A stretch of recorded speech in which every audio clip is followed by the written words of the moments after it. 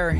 It's the Machina Nonsense of the Year Awards 2022 Day 3, sometimes called Part 3. I've used both of those terms. It's also episode 112 as well. We're in the final stretch, guys. This is the last Nonsense of the Year Awards. We are covering best games, best movies, and best TV shows of the year 2022.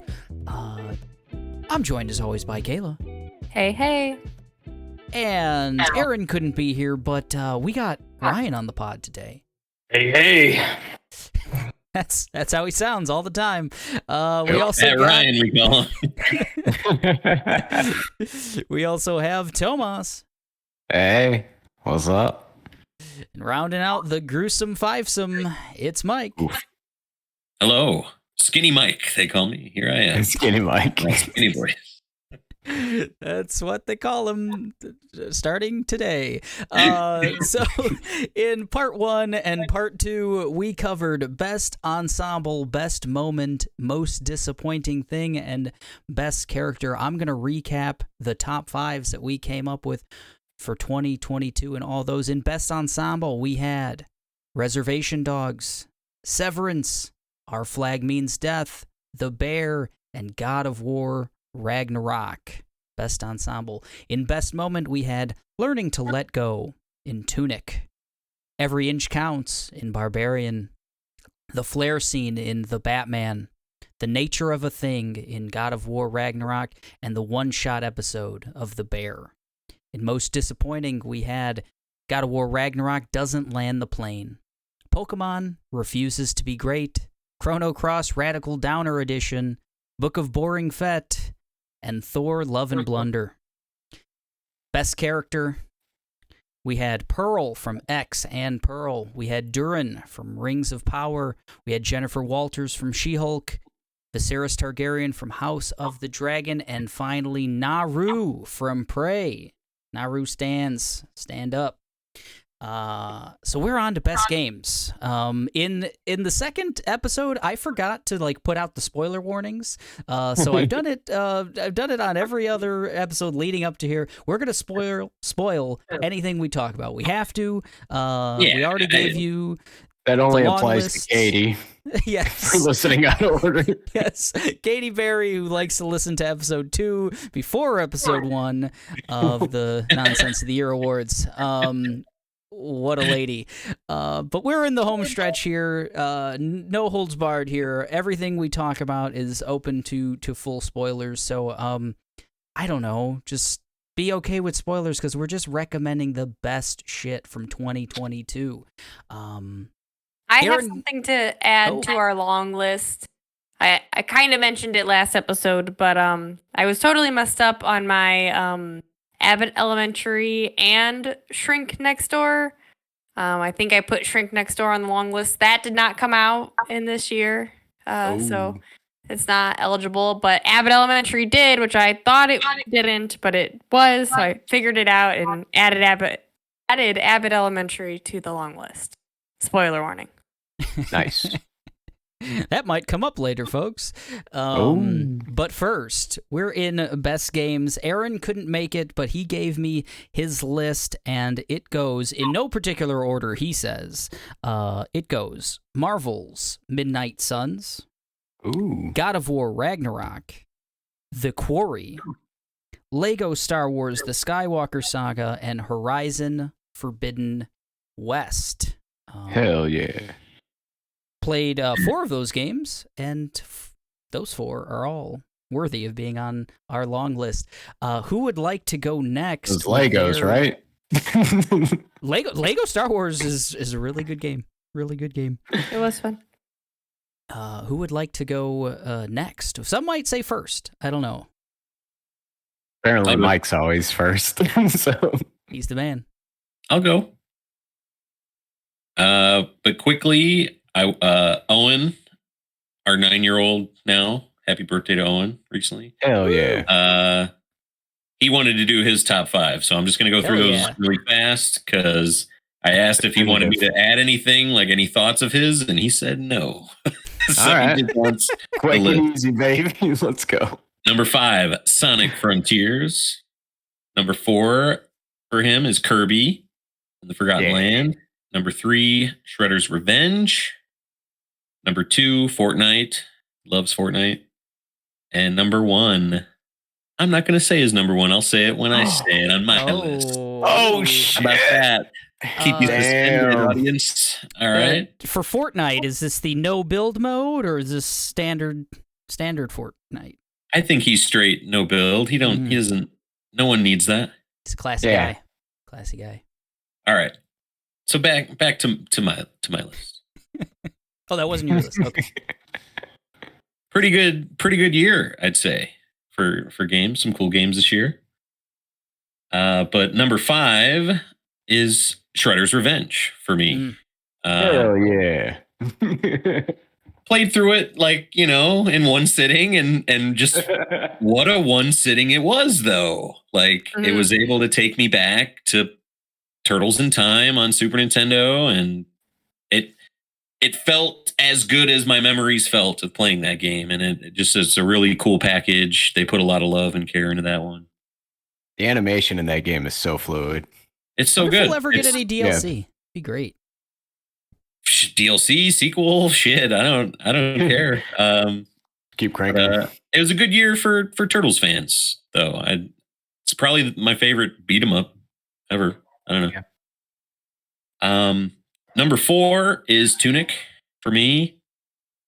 Just a great game. Just like the moment to moment kind of figuring that game out just hooked me so quickly. Just it's like the Zelda 1 thing, but in an upgraded isometric kind of view, and you play as a little fox, and just the moment to moment stuff, finding a light source, finding your sword, discovering the frog domain. It's the greatest place ever. Man, what a game. Number 3 for me is Vampire Survivors. Just been getting so into this game lately. I play it on my phone. I play it on Xbox. This was Owen's number 1. We play it a lot. And just so fun. I've done so many runs, unlocked so many things, and just the blatant Symphony of the Night, that the rapper on it is really, of course, what keeps me there. But love that game. Number 2, Elden Ring. It's on that Mount Rushmore of open world games now, with Breath of the Wild and Witcher, and I don't know what else would be on there, but it's up there. Skyrim up there. Yeah, maybe Skyrim walked so Elden Ring can run, baby. I don't know if I think Skyrim might have been dethroned by something else. Sure. Assassin's Creed Odyssey. Witcher 3. Did I not say Witcher 3? Did you? Did you? Okay. Yeah, I'm not listening. It's really good. But anyway. Just Guild Wars 2, right? Just a dope ass game, Elden Ring. Just loved my build all the way through. Blood build, where you at, and just love fighting the 700 bosses in that game. I would just wanted to beat them all, and I believe I did. Cheesed a couple. I had to cheese a few, but man, what a great game. And my number 1 is Mavel Snap. I love Mavel Snap. I play it every day. Sometimes I hate Mavel Snap, but nothing wrong with that too. But I'm in a good place with Mavel Snap right now. I could play a couple different decks. Gonna unlock Wong soon, so nice. He's I gotta get some more collector's tokens. One of the many different currencies in the game. But yeah, once I get Wong, it like unlocks so many options for me. But this is just like the really fun quick card game with Marvel on it, and it's the best. Downloading it now. Oh, sweet. I didn't know what it was. I'm gonna give it a shot. Oh man, you're outside now the that I know Mavel it's Snap good. hype? Oh, Yeah, I nice. didn't know what it Now was. that I know that it's a card game, sign me Bro. up. Card Like, games. you're not to supposed get- to infect other Well, people. Oh, it's Come on. so good, man. Like just like the fun abilities that they give the cards. Like Rogue will steal an ongoing ability from somebody, and or Magneto, when you play him, he draws other cards to his lane because you're trying to win 3 different lanes, and it's the best. It's great. Marvel Snap. There's more than X-Men characters in it too. There's so many. I only named X-Men characters. Professor X shuts down a lane. He just shuts Whoa. with his eye. Oh, But that's my list. Yes. Wasn't expecting that number 1. Wow, man. Card games. Just starting to peel the card games, man. They're dangerous for me. So I had to Yeah, put they on the are. back burner for years, you It's were a just Hearthstone guy, right? Yeah. Oh God. This was, is yeah. Yeah. the main dude, like from Hearthstone or whatever, is Oh, wow. behind this. Oh, That's no. great. I was going around town looking for a card shop the other day. It's like every once in a while I'll like grab a pack from like Walgreens just to remember what it feels like. Smell the cards when you first open them up. Just random ones. Sometimes he gets a baseball card. Yeah, Sometimes he gets Give me some Football Pokemon cards. I bought 4 packs of Magic yesterday. Wow, yeah. Sometimes you just gotta crack a pack, bro. You guys Had a are pack, sick. 2 mythics in 1 pack. I mean, I got insurance now, man. I can go back to rehab whenever I need to. Pack a day habit. Oh yeah. Oh boy. If no one else has any addictions to talk about, I'm going to talk about my favorite games of 2022. Number 5 is a double up with Aaron because it's the Quarry. The Quarry is the ultimate version of those like supermassive games. I think it's the best one. It's just got, if you've played Until Dawn or any of the what are they called, the Dark Pictures anthologies, any of those, choose your own adventure basically, they're a lot of fun. This was a great story, great spooky story. Love a good spooky game. Fun cast of characters. Got to the very end, everyone was surviving, and then I think like 3 people died. It was great. It was wonderful. I'm not mad about it at all. Go out big, baby. But the Quarry, check it out. Quick question, Eric. On the last mission of Mass Effect 2, how many people did you lose? Did you lose a lot? Oh no. I think we lost one. Just one. Yeah. Good job. Yeah, I think we just lost one. Yeah, I did pretty well on that one. Not purposeful. I mean, I was trying, but I didn't have a guide or anything, but yeah, we lost the professor guy, who I really liked. Yeah. Damn, that would have hurt. It did. But he went out fighting. He had to like hold the door or whatever he had to do. Hold the door. Yeah, he was a good man. Funny head, that guy. Sorry, he was like a fucking mass murderer, right? So hey. Some would say. Some would say.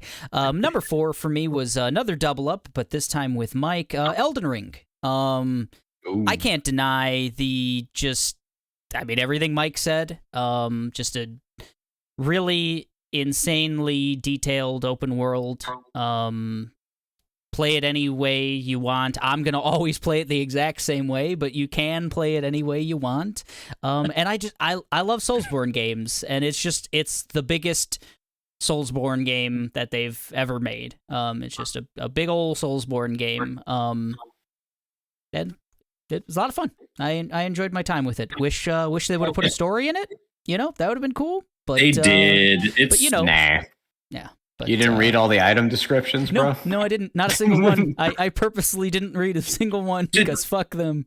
I do really think that this game doesn't do a great job of giving you the story, but there's at least like two characters you can go to that tell you a bunch of the story, like with the Turtle Pope and like Sir Gideon or whatever in the stronghold. So I don't know. Like Bloodborne doesn't have that. You can't just walk up to the doll and she doesn't tell you anything. All right, so but I do. Still has a way of making everything around you, the environment and everything, kind of more. So I feel like I get a storyline in Bloodborne than I do Elden Ring. Ooh, tentacles, man. I disagree. Elden Ring, still really good. They should have just added a story. It would have been fine. But Elden Ring's great. But what's even better is my number 3. It's another double up. Crazy. Tunic. What a game, man. What a game, man. The thing about Tunic is I don't even know why I was looking forward to this game so much, because before it came out, it was like, I think it was just the cute fox. And it's like, I'm not a huge like Zelda guy or anything like that, but like for years it was just marketed as, oh look, it's Zelda but with a cute fox. I'm like, yeah, I'm sold. I want to play that game, and I'm so happy that I did, because it was so much more than just Zelda with a fox. Just like so many little puzzles, all of the little areas where you unlock and you feel like the biggest dum-dum because it just takes you back to the beginning, and you could have unlocked that thing. You could have went to that place 1,000,000 times. You passed by it 7 million times on your little adventure, and you feel like a big old dum-dum, and it feels great. I don't know. It's can't tell you how many waterfalls I walked out of. I'm like, fuck. Yeah. Just like, I've been here. Yep, you got me. You got me, game. I found the mine place really fast. Ooh. And just seeing that place is so much different than normal. So I'm like, what did I do? Where am I? And I died so fast. And but it was like this, like, ooh, I'm gonna get strong and I'm going back to that fucking place. Yeah. And I got a bunch of shit and went back there. Fuck that place up. Another one. But that game for me, it was just like, I don't know, uncovering the mysteries of it was so much fun. Yeah. The catalog, they're the guide like book that you're completing. I liked the guide. So good. God, the art on that thing and just all the little details in it had me hooked. I loved it. Feels like the Zelda 1. Yeah. Because a lot of people say it's like a love letter to Zelda games. It is. It really is. Like, explore, go around, find out shit your own way. Like, no hand holding, just kind of like figure it out.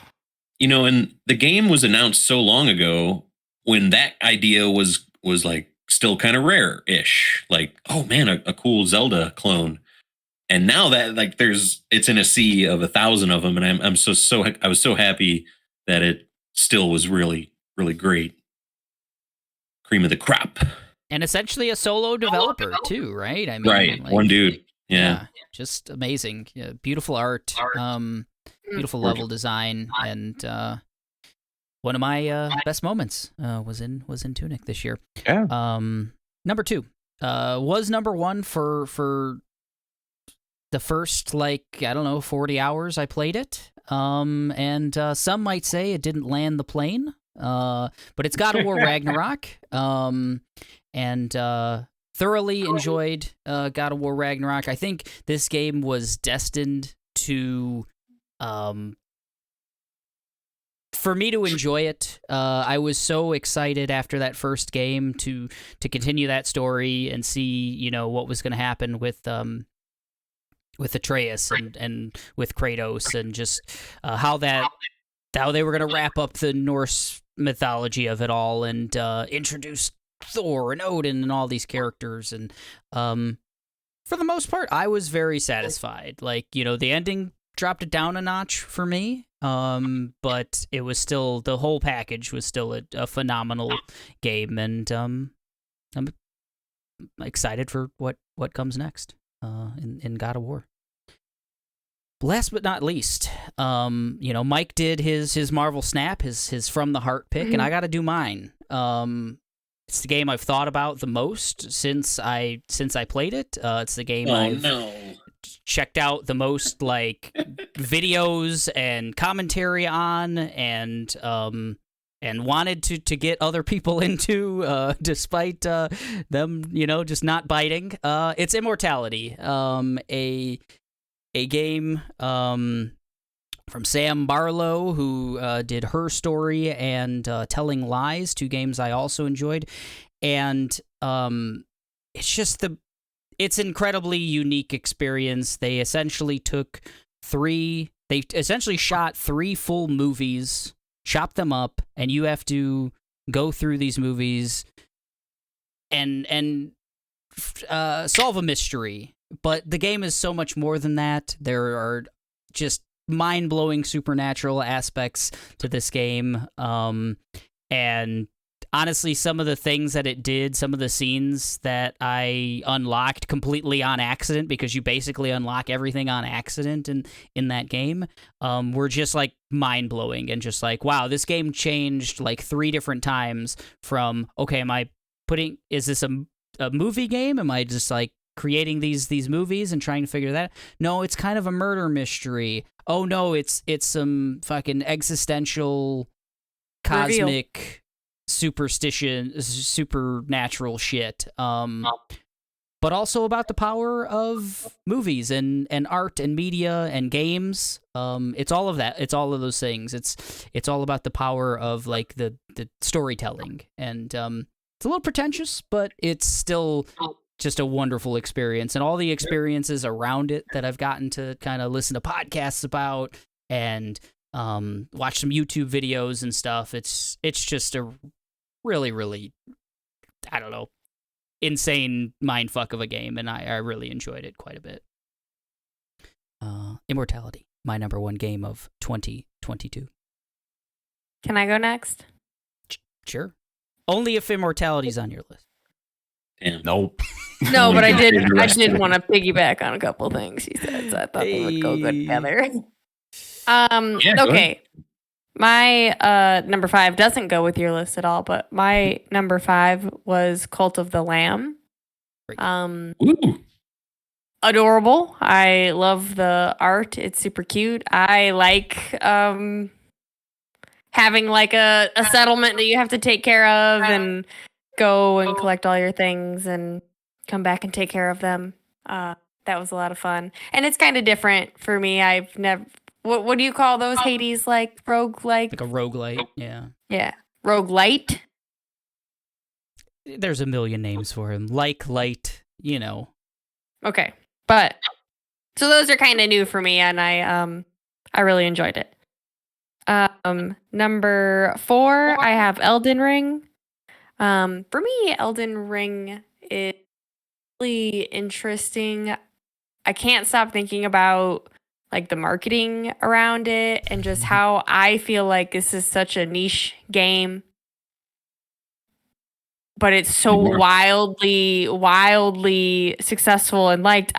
It's a game I like to watch. I don't play because I die, and you lose too much when you die, and I just really have a hard time understanding that the people I look at on the street that also play this game do that, because I have a hard time finding video game people, and I feel like I deal with the general public, and everybody I ask doesn't know of Elden Ring, or if they do, I'm sure they played it for like a month and then stopped. I don't know. It's just a thing I like to think about a lot, but I love its creativity and its monsters and just the immersive world. I do like the Dark Soul games, but they're cringeworthy of how much you lose and die. I can't buckle into that. It hurts. It hurts. Number 3, I have Horizon Forbidden West. More of a style of the games that I like, where they're very story driven and adventure, climb on shit and fly on shit and capture the animals, in this case, robot animal. And just gather your skill points and see where the story takes you. A bit strange, the story in this one. I liked some of the reveals. I liked getting the flying. We haven't gone back and played the DLC. Right, there was DLC it's for not it. out yet. Yeah, it'll be coming out. Yeah. Right, in February. Eric drafted. March, I think, maybe. Burning Shores. Yes. I just love the whole like creation of that world, how it exists, why it exists. I like to dig into that. Number 2, I have Tunic. Hell yeah. What can I say that you guys didn't already say? Just those like simple, you dove in somewhere, you're exploring something, and the camera turns 90 degrees and boom, you're out into the main area where you've been this whole time. It's just right there, just a little turn of the camera was just so like creative and awe-inspired, and it was super adorable. Of course, I wanted to get in because of the facts. I thought it was cute. The color palette of it is so interesting, and the creatures in it are so interesting. I thought it was fresh and new and cute. Number 1, I have got a War Ragnarok. My jam. I loved the first one. I want to see more. The ending didn't quite bother me as much as some of you, I guess. But I'm in. I'm cannonballing straight in. I love, like, it just feels so good to play as Kratos. It feels so good to have your team members with you. You got to do a lot of different people in this one with a lot of different skill sets that they would bring. The finer detail in so much of it, I just love it. I could play it again and again and again. I cried a lot too. Aw. Hey, Mike, I think your mic is picking up your speakers a little bit. Oh, okay. Seems like there's maybe a little bit of feedback here or there. Sorry. No. Maybe if I move it away from it, would that be? Let's try it out. Yeah. It's like That's my every top like 5. 5th word or something.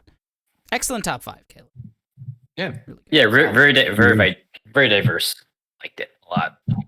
Hell yeah. Very sad all that right. Cult of the Lamb couldn't make mine. I guess So cute. on Bite to me, me. Like me. Go for it if you want to go, Tomas. It's all you. All right, it doesn't matter to me. But yeah. Okay, so guess I'll go with the ones that everybody already said.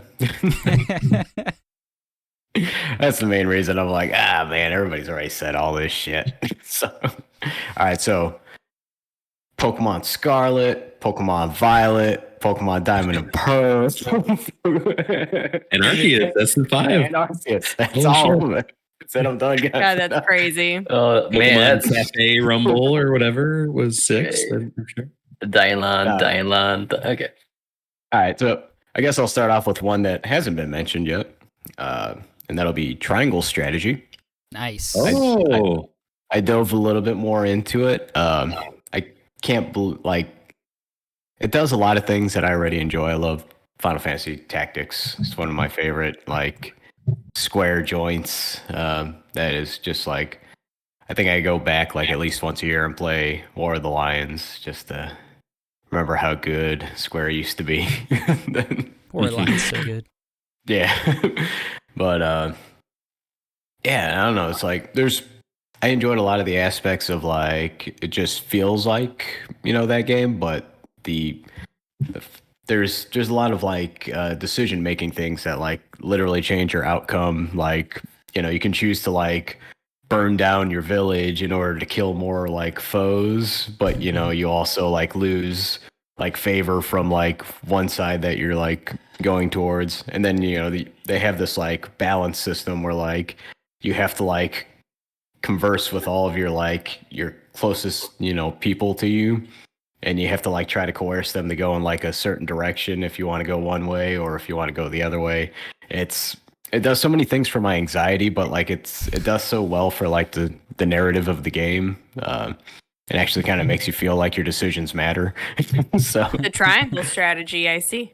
Yes. See it. I gotta play that game. Gosh. Yeah. But yeah, and these are in no particular order. This is just kind of like, man, I got to put this shit together during lunch while I'm at work. I'm like, what did I watch and play this year? And then, all right, and then, yeah, Tunic. Mainly for the first reason Eric said, really cute fox. God, the aesthetic of that game is it's just so nice. I like how I just love the colors. I love there's a bit of get good to it also. Oh yeah. But not like too punishing. And I don't know, man. It's such a good game for me to just like lay back at the end of a work day and just kind of like, jaunt a little bit, maybe make it to a new checkpoint, I don't gotta like grind too much, but like I'm still enjoying myself. I do a lot of stuff, so I like games that are like that nowadays. I guess number 3, I put Cult of the Lamb. Hey. That was another one. Mainly this one does a lot of things that like I enjoy in video games. Like I like farm simulators. I like sim like kind of video games, and I like roguelike kind of video games too. And it's kind of like it was a nice happy little mix mash of all of that together. And it hit a lot of good receptors in my brain. And cute lamb. I don't think you can make like a cult themed video game much cuter than that. Sacrificing my pupils who are against me and everybody cheering with their hands in the air. And I'm just getting all that favor. It feels so good. Feels so good to get see the favor just go up and stuff. Yep. Just crank it up, baby.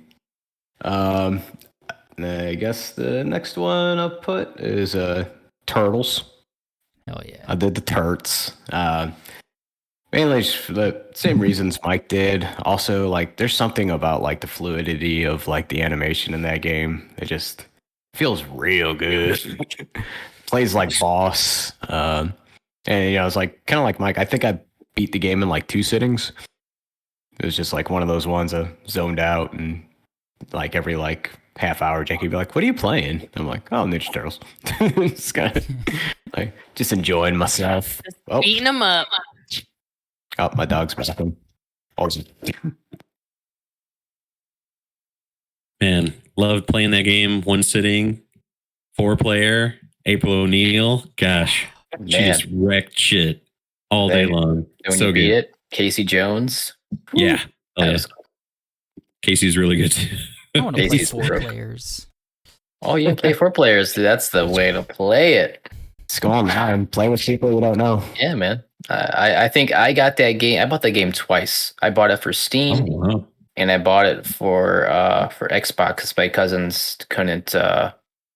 They couldn't figure out like how to play with me through Steam, and it just didn't work out. So so I just ended up. I mean, it's on Game Pass. I Game Pass, so I just got it. It's like no big deal. And yeah, I played it like 3 times. It'd be 3 times. It's just a great game.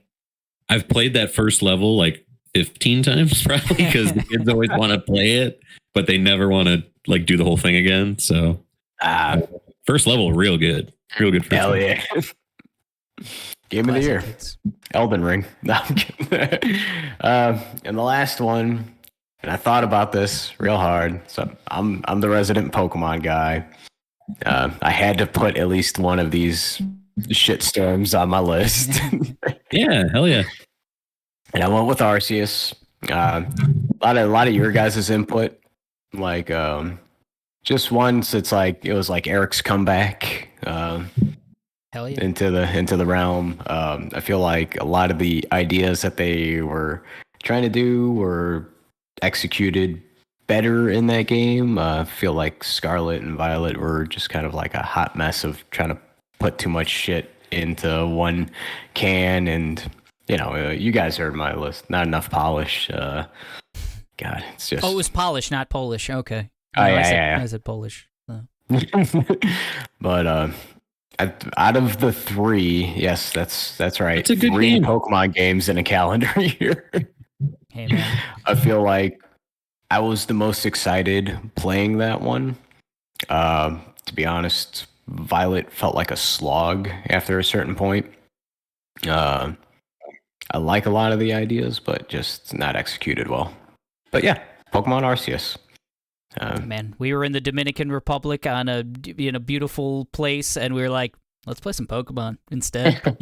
Hell yeah! it's a fun game, man. It's so fun. Fuck the real world, man. The fan on that bitch was going. Yeah. I was like, ooh, I better go inside. My Switch be spinning sometimes. All right. I guess I'm last. Here we go. This is an order, so I guess it doesn't really matter at the end of the day. So number 5, Warhammer 40K Darktide. Fucking great game. Is here? Okay, so love and hate relationship with this game. So I've been missing that Left 4 Dead, like kind of 4-player. It's just Warhammer, and it's so good, and it looks so beautiful, and it's just so fun. But the problem with it, I mean, the gameplay is great. Problem that probably killed the game was its monetization. It was greedy, egregious, community outlash for it, and I get it, 100%. Vote with your wallet, and that game probably won't do well. But it is such a fun game, though. When it first came out, we're doing the betas and stuff, and it's just, I wish it would have stuck. Wish it would have stayed. Number 4, Shredder's Revenge, baby. We were just talking about it. It's I beat it 3 times. Took me back to the arcades. The sprites look amazing. The fluidity of the combat, and it makes me really I really miss beat 'em ups, and they don't make enough of them anymore. And I really think they could. I don't know, they could really monetize this in a real way. Just make a new level, I don't know, $5, $10, every other month, and just make a new boss. X-Men next. Yeah, that. Oh God, I would give my left nut for the X-Men series. That'd be great. That is so much fun as well. But yeah, it's just not the left one. No. The music was phenomenal. Everything was is lined up, and I don't think anyone I've heard play it said it was bad. It's just really enjoyable. It's fun. Whether 1, 2, 3 sits, if that, to beat it, a super fast playthrough. All right, so next is Cult of Lamb. What's not to say that you haven't already said? It's a cute game in roguelike fashion. Hit so many, dopamine rushes in my brain. And not to say much else about it other than what you guys already said. It's a very, very fun game. Just kept on going back to it. This one's kind of closer to me. Guild Wars 2 End of Dragons expansion released this year. Hell yeah. This is a game that's been out for 10 years, and this is a story all basically accumulating up to this expansion. It's basically a story about all these elder dragons, and then you gotta deal with the big bad of all the elder dragons and all that kind of stuff. But it is a love letter. The studio, is close to shutting down in 2020. A lot of crazy bad things happened to the studio in those 2 years, and somehow they came back and made this beautiful, amazing game for the community, and the music's just stellar. I mean, I think it was going to be nominated for a Grammy because the music was just so top level. And number 1, I haven't beat it yet, but I probably had the most fun playing it this year is Elden Ring. Hell yeah. It hurts so good, it hurts so good. That's the best thing I can say about it. I think the opposite of Kayla's experience is everyone I know plays it, has played it. It's a phenomenon on Twitch. There's so many people watching people just play it because it's fun to see people die over and over and get frustrated. But people the bosses watching me. Yeah. I love myself a good boss puzzle, and that's what they essentially are. The bosses are just puzzles. How do I get through it? How do I do it? Then you get the speed running community that makes it look simple, and it's just crazy. It's such an amazing game. The story might, be lacking a little bit, but in terms of like innovation, like just gameplay and just being an open world Souls game, it's chef's kiss, man. It's so damn good, and I can't wait to play more of it. It was very fun to like just go to a new place and explore it as much as you could. God because damn every that. time you would turn a corner and just be like, oh, there's a hole. Oh, there's more. Oh, here we go. Oh, we're gonna go this way now. Like, it was very fun. I like to do stuff like that. Yeah, I love the monster design and the area design and stuff like that. I mean, best art in aside from Immortality this year, in games at least. But yeah, Immortality plug. This is hey, I had to do it. We've got a list. We've got more than 5 bolded on this list. Let's share it for the people at home here. I know I have a way to do that. Yeah, so our best games list at this point, we have Horizon Forbidden West, we have Cult of the Lamb, we have TMNT Shredder's Revenge, we've got Tunic, we've got The Quarry, we've got God of War Ragnarok, and we have Elden Ring, all with at least 2 votes apiece. Tunic had 4, I think, votes. I think that was the. Put it at 1. That's probably number 1, right? I mean, I don't. I don't feel bad. I'm gonna put it at the top for now. I don't feel bad about that decision. Yo, Tunic's been doing work this year. It's fucking. Tunic's great. Tunic's wonderful. I love our best moment. 3 Cult of the Lambs. 3 Cult of the Lambs, I think. So we can move that to 2 for now, I think. To 2. A lot of turtles on there. I like a lot of turtles. We're gonna put some I turtles. like your Axl Rose you got going on over there, Eric. Yeah, I've been working on it. I've been working on it. Some call me the Axl Rose of podcasting. I call you it. Yeah, it's for how long the episodes take to come out. It's like we have one episode and then another one doesn't come out for quite some time. Machine of Chinese democracy. Next episode's Chinese democracy. That's a joke only for people who know about Guns N' Roses. Thanks. We call up Buckethead. We need him. So I am willing to sacrifice The Quarry. It was my number 5. Yeah, Let's call it Aaron's number 5 as well. Great game, needs to be talked about, but I don't know if it stands up with the titans of industry here. Couldn't get past looking at David Arquette's face, man. The facial capture, could use some work. And the hair physics. Good on you, Eric, to get to old Yeller your own dog. I like it. Yeah, in a game all about dying. Was Elden Ring on? I don't think it was Elden on Ring Aaron's list, but everybody else's? Not on mine. We had a 3 for Elden. 3-piece. Okay. So that maybe makes a top 4, maybe not in Didn't you have it on your list, Mike? Elden was my 2. Yeah, so it was on mine, Ryan's, yours, and Eric's. Oh, shit. Yes, sorry. 4. Okay. Swanger.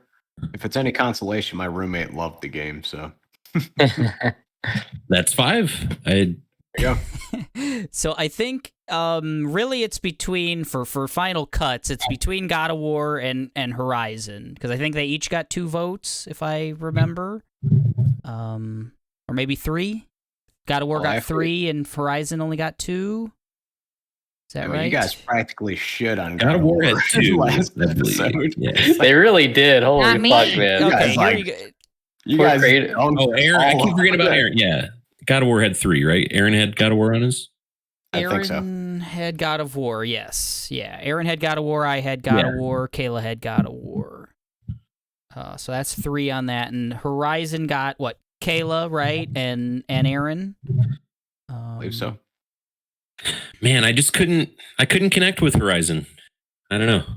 it was a whole lot of stuff thrown at you right away. I heard that a lot from a lot of people who played it. Huge game. Huge. I would huge rather game. cut Horizon than God of War. Okay. Yeah. All right. Let's cut God. No. Look at. I love it. I mean, it didn't win Game of the Year, so. So now we have a 5. We don't necessarily have the 5. We have a 5. We've got Tunic. We've got Cult of the Lamb. We've got TMNT Shredder's Revenge. We've got Elden Ring. And we've got God of War Ragnarok. I don't feel terrible about this 5, but... number 1. Please switch Cult of the Lamb and Elden Ring. Switch Cult of the Lamb and Elden Ring. I can do that visually at least. Let's do that. See how this looks here. So that would make it a Tunic, Elden Ring, TMNT Shredder's Revenge, Cult of the Lamb, God of War Ragnarok list. Looks great. I think at least. That's super I really fair. like it. Is everyone okay with that? Take a look. Sounds Nah, super bro. good. Vampire Survivors shouldn't have been a number 5. I love that guy. I really Look wanted at to get you. around to playing it. Unrelated, I want to It's ask great. you: have you played V Rising? No, Like- no. I heard that's like a Valheim-esque kind of. It's a survival game, Valheim vampire or- survivor game. Yeah, you build a settlement and survival. Yeah, basically you're a newly resurrected vampire. Check it out if you like that. I think you'd like that. Nice. All right. Tunic, Elden Ring, TMNT Shredder's Revenge, Cult of the Lamb, and God of War Ragnarok. Here. Man, that little fox just beat up everything. Look at him go. I feel real good about Tunic being number 1. Same here. Pick So, out you the can- Souls You game. guys can kind of do Yeah. whatever you want the rest of the list. If Tunic's number 1, I feel pretty good. Man, the library. Remember getting up there? Gosh. Tunic What a is game. doing work. The this ziggurat, year, man. The ziggurat. Yeah.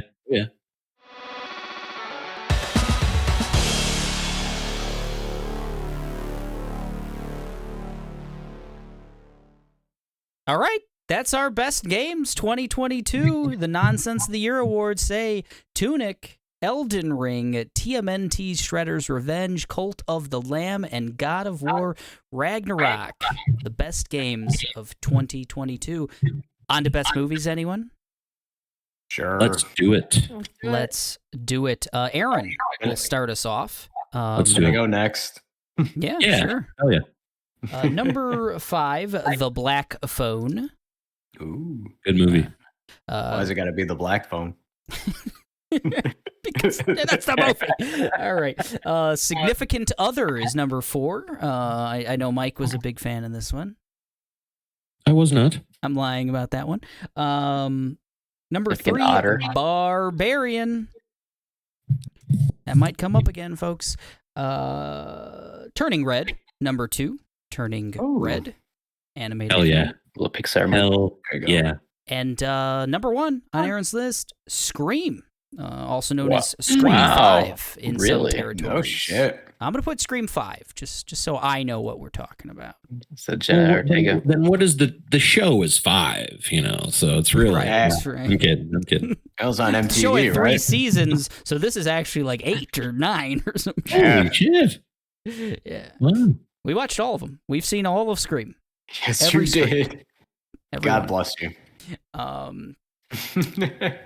Screamiacs, that's what they call us. Tomas, did you say you wanted to go second? Yeah, I'll go second because this was not a big movie year for me. I just didn't have the time.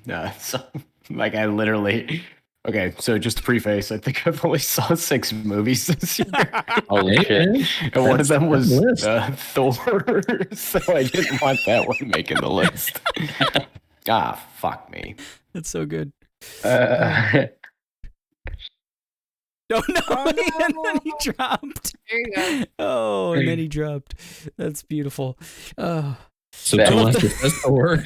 so Love the, oh, fuck me. Before.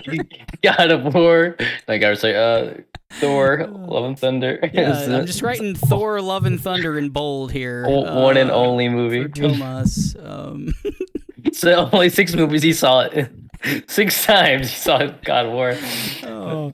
Love Thunder. I want to like an internet router Same that thing. when it goes out, it just it plays Tomas saying, "Oh, fuck me." I don't want that. I don't. I want to be warned when my internet goes out. You know. Oh, fuck, dude. Someone else want to go? I think Yeah, so. Yeah. I'll go. Yeah, I'll why go. not? Do it Why right. not? All right.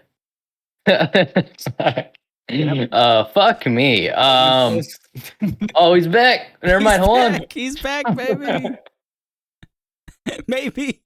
I'm just gonna go. All right. So my number 5 is Black Adam.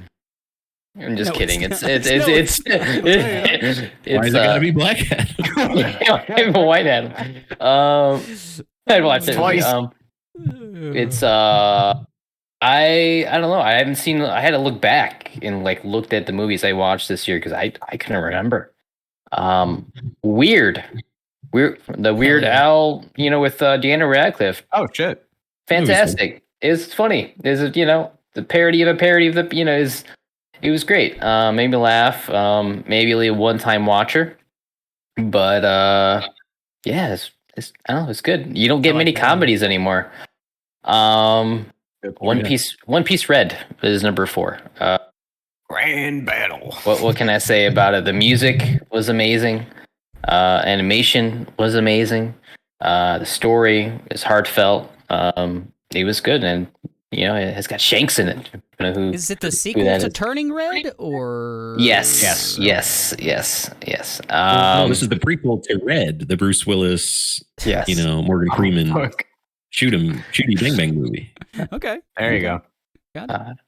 Yeah, Does it's Zorro do cool stuff in that Red movie. They all do cool stuff, man. And it's just if you're up to date with the anime, they just have like literally everybody in it. They got Big Mom's crew. They got it's nuts. Like 300 people. It's a lot of people. Yeah. It's a lot of people, but it's a giant world concert, venue essentially, right? So, yeah, it's great. It's kind of like a One Piece musical almost because it's just the singer they had. How I feel about that. Super famous, but you I think you'd like it. But number 3, the Batman. Batman. Yeah, Gotta kill the Batman. probably the best Batman ever made. Ooh. What? Debatable. Coming in Debatable. swinging. It's Coming in hard. The Dark Knight in this is a real kind of back and forth for me, but yeah, the visuals, the artistically how it was, the music, the tone, the actors. I really dig dark Batman and emo Batman for other people, but Hell yeah. yeah, it was just so good and real in a lot of ways that I really, really enjoyed. Number 2, Fabelmans. I'm not going to spoil anything, but if you haven't seen it, see it. I said spoilers, man. It's not. I'm not gonna spoil it. It's such a well shot movie, and all the actors in it are phenomenal, and it's such a great ensemble. Does that little kid do anything good with his life? Yeah, some say he met an extraterrestrial and Harrison Ford along the way. And my number 1 is Everything Everywhere All at Once. That movie, man, just something special. It felt like a indie cult film from the beginning, and then it just turned to something much more meaningful in the very end. And yeah, I don't know what else to say about it. Everyone was great in it. I love Jamie Lee Curtis's little role in it. I loved all the different realms you got to visit, the hot dog fingers to them as just literally rocks staring out into the oblivion. It was so beautiful in so many ways. And the great thing about it is you can interpret it any way you want it. And the message for me in the whole movie is the meaning of life is literally what you make it. It's your story. That's it. Yeah, that's my 5. And my story's The Matrix Ratatouille. does different. So good. What a movie. What a movie. Tomas, do you want to go second again? Yeah, let's try it again before Discord crashes again. Fuck. Oh, yeah. So like I think like only like 3 of these movies I like legitimately enjoyed. The Thor. No, Thor: Love and Thunder was not on the list, but the last one on here was literally okay. So we went to the movies because we were like, man, we haven't been in the movies in a while, and Jackie loves period dramas. So she wanted to see this one movie, and it's like we saw it. And it was okay. Okay. So What's it called? it's on there. You're convincing me. What is So the movie? I'll get to it. Okay. Leaving us in Leave it suspense. up, people. Leave it up. Yeah, it's number 1, baby. Oh, okay. Let's go. Oh, okay. Oh, okay. Gosh. All right, we'll start out with we got the Batman. Hell yeah. just good movie, real good. I forgot it came out this year. One might say it's the best Batman movie. One person might say that. Arguably the best Batman. No, it's great. No, man, shit was good, man. Like right out the gate, kicked the door off the hinges, and showed Bruce Wayne in a light that it's like, hey, he's a mental patient too, so I can relate to that. So, and then I forgot I watched this movie too this year until I listened to your guys' last podcast. Man, fucking Prey, yo. Great. You guys hyped the fuck out of that movie too. I was like, oh yeah, that came out too, and I saw that, and it was pretty good. So, That was the period piece you were talking about, right? yes, that was the period piece. Yeah. Eat, pray, love, baby.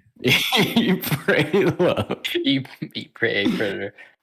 Number 3, Medea's Homecoming. No, I'm kidding. Oh my god. And this one I just saw recently. Actually, I actually went to go see The Whale. Ooh. Yeah. That movie was sad. So I've heard. Well, was it that good as like everyone's saying it is? It's good. I feel like the things it was trying to portray were very well done. I'm in recovery. He's not on drugs or anything, but he deals with an uncontrollable, eating, disorder, and they portray that really well on screen to the point where like it was a little hard to watch at times for me. But no, I enjoyed it. Jackie really loved how it ended too. It's kind of just it was artistic in the ending, but yeah, no, I guess it was based off of a play too. So yeah, and you can kind of tell, but it's a very small cast. Like it's very intimate, like in the sense that like there's just like these 5 characters and it takes place like it's literally just in one place. And interesting movie. I enjoyed it. And mind you, I only saw 6 movies this year, but I think it would have made my list either way. Nice. The other one, and this one was just because Jackie really wanted to watch Beavis and Bud do the universe. I forgot they came out. Not as good as Do America. Do America, yeah. But good. But there were some chuckles in there, though. I had a few laughs. Didn't have to leave my house to watch it. So. Oh yeah. And number 1, the best movie of the year, definitive. Mr. Malcolm's List. Holy shit, I have no idea what that is. It's about a guy in a period drama who's like he's the most eligible bachelor in the area, but like he's got this list that like he'd be screening his bitches. So it's like, oh my, yeah, it's like and if so like this one hoity-toity girl gets like turned down by him because she just can't keep a conversation by him, and she gets like super pissed off. So she's like, oh, like I got this really smart friend, and why don't I just like give her the makeover, and but coincidentally she falls in love with him. Oh shit. But this is a real movie. Oh my god! Yes, it is. It is the thing. It's very formulaic. I've seen this movie like at least 80 times. You thought you made this shit up? You really? Dude, I'm very well aware of cinema, and Mr. Malcolm's List sounds like a made-up fucking movie, but it is not. It is an 82 on Rotten Tomatoes. Way to go, Tomas. It's a sequel to Malcolm X. So I thought he said Mr. Malkovich, and I was like, what was John Malkovich in this year? Okay, so this was worth putting it on the list. Oh god. Oh wow, Mr. Malkovich. Oh, that's number one. I'm bolding this one right now. My cheeks hurt. Fuck. Goodness gracious. Game of the year. Let's go. Wow, Mr. Malcolm's List. Okay, it's on Showtime for anyone who wants to check out Mr. Malcolm's List. And like I said, it's sitting at an 82% on Rotten Tomatoes. So, boom. Certified fresh, baby. Oh boy. Let's go. It's got Theo James for all the ladies. I know that's a guy people like. It's a guy people. Oh boy, I can't top that, but I'll try. I'm gonna go next. Mike, thank you. You gave me a life reaffirming experience this year. When I watched Until the Wheels Fall Off, the Tony Hawk documentary. Invigorated me in a lot of ways. And bro, you reverted back to like high school. Oh when man, you were watching. It really is. It really is my high school experience in a lot of ways, and just seeing all those. It's honestly a super depressing portrayal in a lot of ways, but just seeing those old skaters who I used to love and watch in the X Games and play in Tony Hawk and on the video games and stuff, and just seeing them and I don't know. Quit it.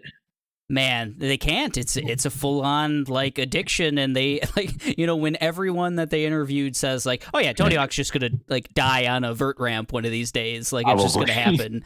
And I don't think they were prompted. It's just they all fully know that that's gonna happen. And you see it. The opening montage of him just trying. I think he's trying a 720 a bunch of times, and a McTwist. His knees can't do that. And it was in 2015, so he was 49 or something that when he's trying it. And spoilers, he hits it, but you see him fall. I don't know. 24 times or some shit. It's just, and it's insane. And you see him fall quite a bit in the documentary in general, and just I don't know. It was crack for me. It just really was in a lot of ways. And I've never heard of a crippling skateboard addiction.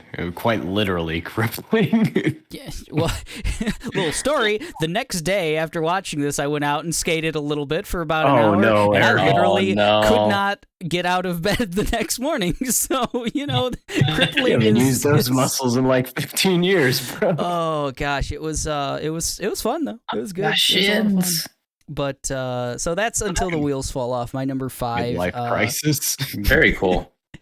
Number 4, The Batman. Just really good. Rewatched that one recently, and I'm all in. I think I had some qualms. I remember leaving it and being I didn't like a lot of the direction they went. I only kind of liked this. I didn't love it, but in a rewatch, I'm no, I actually really, really, really like this movie.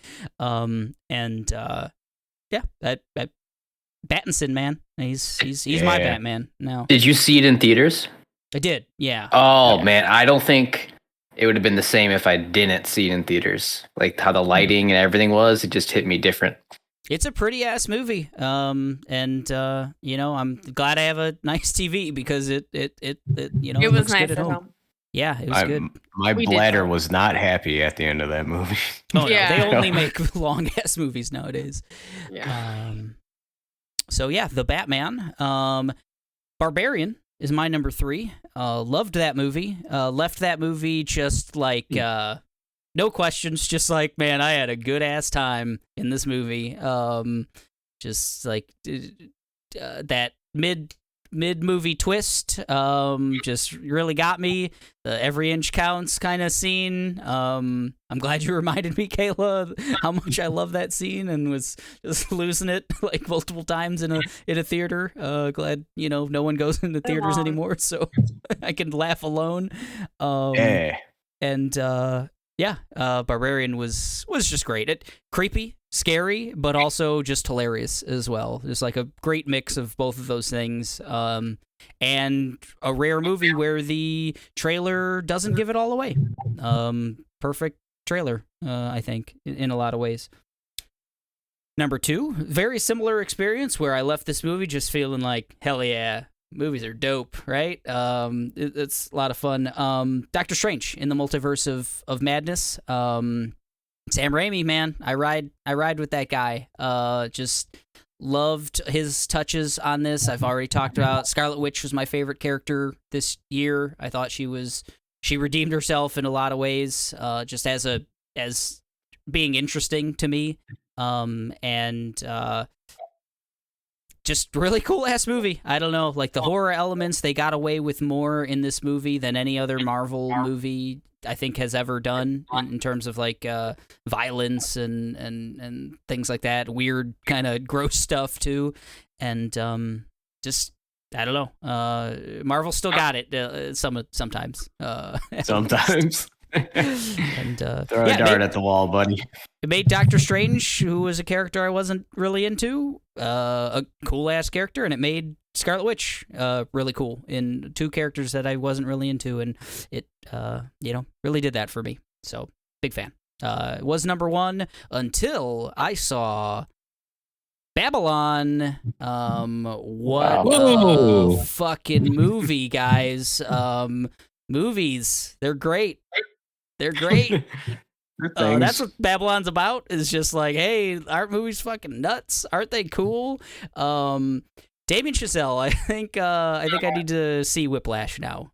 He's convinced me. I need to see Whiplash. Yes, Eric, you should see Whiplash. You dumb. Because La La Land is one of my favorite movies, and I think Babylon is shooting up the charts for me. It is gross. Babylon it is Hive loud. over here. It is weird. It is fucking pretentious. It is the fucking credit. The title screen doesn't come for an hour. This movie's like you see the title an hour into this movie. It is a 3-hour movie. There's another movie in this movie. It is. And then hearing later on that almost all of, like, there's almost no CGI, everything's practical. They, like, have, like, 500 extras in this movie. And it just really gives you, if you give a shit at all about, like, the early days of movies and how just batshit insane things must have been, like, shooting movies in just after the turn of the century, the change from silent films to talkies, like I don't know, it just does it really, really well. Brad Pitt, charming as always. Margot Robbie is just electric, and Diego Calva, pretty cool too. He's actually like kind of the main character. I think he like has more screen time than either Margot Robbie or Brad Pitt, but did I say Ben Affleck earlier? I don't know. At Brad Pitt. It's like 80,000 people in this movie. I'm like going through the Google dude, casting. And it's Gene from Smart. the beginning. It's Gene Smart, and oh my, she's really good too. Everyone's used like so perfectly. The music is fantastic. I mean, it's everything. I mean, it's that. It's a very high energy film the entire time. I felt like I was like on drugs myself the entire time. Yeah, it's just a cocaine movie. Like it's just about like it's insane, and I don't know, I loved it. I left it just feeling like a million emotions and thought it was just fucking the coolest thing that I saw this year. So Babylon's my number 1. Good on you. Wow. Did it make you sweat? Oh yeah. Oh yeah. Tobey Maguire, fucking awesome in this movie. He's in it for like 5 minutes. But he's great. Wonderful. He looked the previews. He looked really like creepy, terrifying. He's terrifying. Yeah, Yeah, he's got that going on. Should I go next? Yeah, sure. I don't know who else needs to go, but I'll go. I love when there's like a line that just sticks with you in a movie, and you'll just randomly be at work, and something comes up where you just get to shout, "I have big lungs!" And I love it. My number 5 is Bodies, Bodies, Bodies. I left that movie feeling like they're like all smiles. What the fuck just happened? That was nuts. But still a scary movie that really got brought to like our current time. Was quite a ride. I loved the twists and turns and the suspicion that you had of everybody, and it was good. I like Bodies, Bodies, Bodies. It's great. Number 4, I didn't put on the long list. My bad. It was a late ad. Is Do Revenge. I missed out on it in the summer, but I watched it a couple weeks ago now, and I really loved it for being like a high school kind of Mean Girls movie. It's great. It has all of the things that you want in a suspenseful revenge teen. I don't know. Do I want to call it a thriller, a mystery? I don't know. It's got a lot of good stuff. Maya Hawke was fantastic. I don't know that lady's name, the other girl, but she's just beautiful to look at. Pretty lady. She's very pretty. That's number 4. Number 3, I have Barbarian.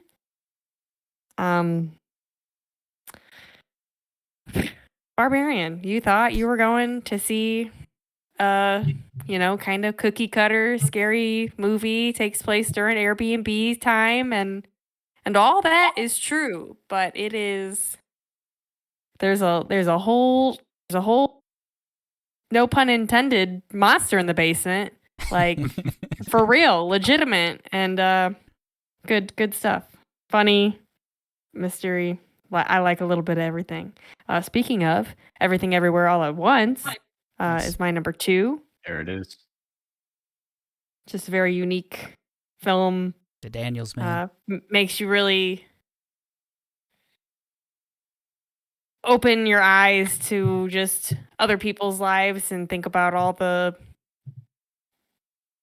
different lives you could have and how wild those things could be and mediocre things are or aren't. And then number 1, I have The Batman. I loved it. That's my shit. Give me more of that. Oh. Man. Batman Guess High. we're going to have the Batman on our list. The 7th best Batman movie. It's gonna be. Oh, man. Bruce Wayne. God. All right. I'll start my list. At number 5, I have the Batman. No, I have Son of a bitch. This is the newest edition for me. It's in the 12th hour here. I don't think it was on the long list, but The Menu.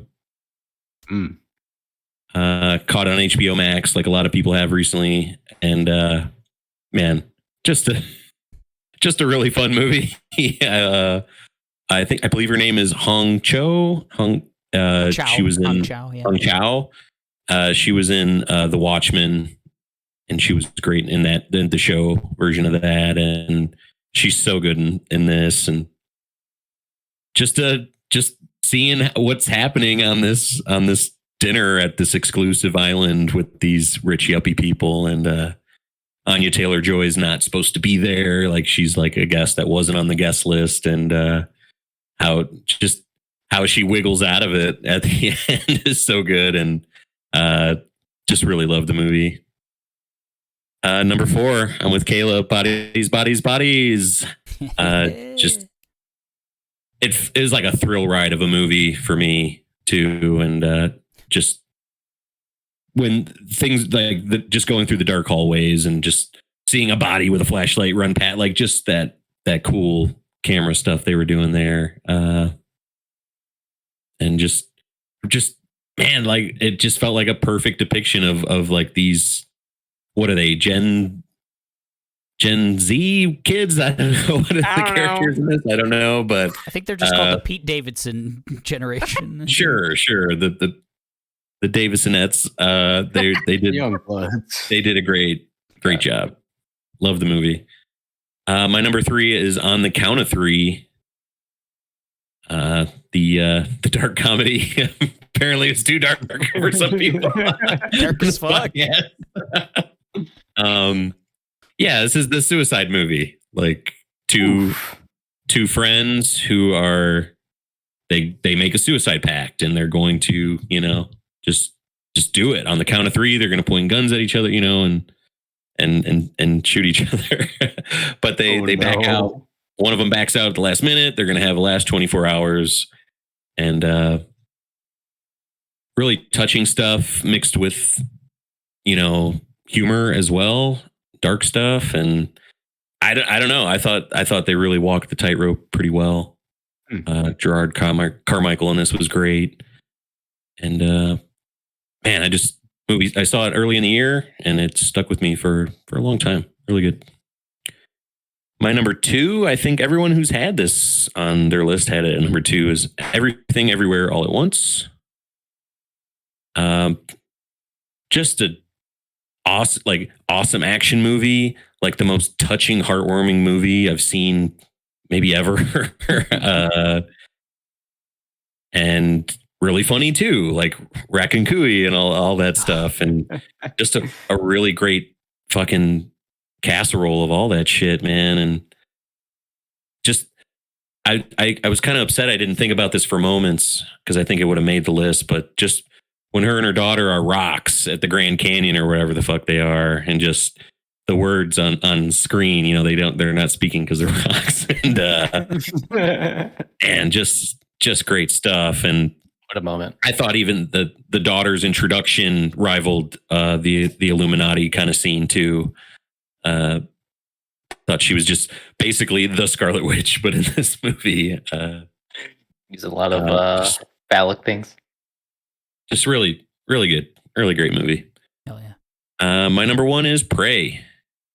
God damn, what a fucking movie, man! It was one of those movies we kept talking about it leading up, and I'm like, man, this Prey looks fucking good, man. It's a really good concept. It looks cool as fuck, and it just delivered completely. Something like Barbarian, where I was hyped for it for so long, and then I eventually saw it, and it kind of killed my hype for that movie. Prey delivered completely. We talked about how great Naru is, just the cool little moments, the lore kind of Predator stuff that they can introduce, and it doesn't feel terrible. It felt really great. Like it was really great, cool stuff that they're adding to this 30-something-year-old property. And I think it's a great movie that rivals it's right up there with Predator. So Hell yeah. That's my list. OG Predator? Yeah. Really? I think it's as good. I watched the Predator shortly after watching Prey, because I'm like, man, I think Prey might be better. Yeah. But after watching Predator, I'm like, man, Predator's really good. Predator's pretty good. Predator's pretty good, but still. Predator's great that, it originated the idea and everything else. But I don't know. I'd rather watch Prey, honestly, at this point. Maybe just because I've seen Predator so many times. But Prey's fucking great. Was that everyone? Yeah. I think that's everybody. I think that's it, sir. Wow, what a list.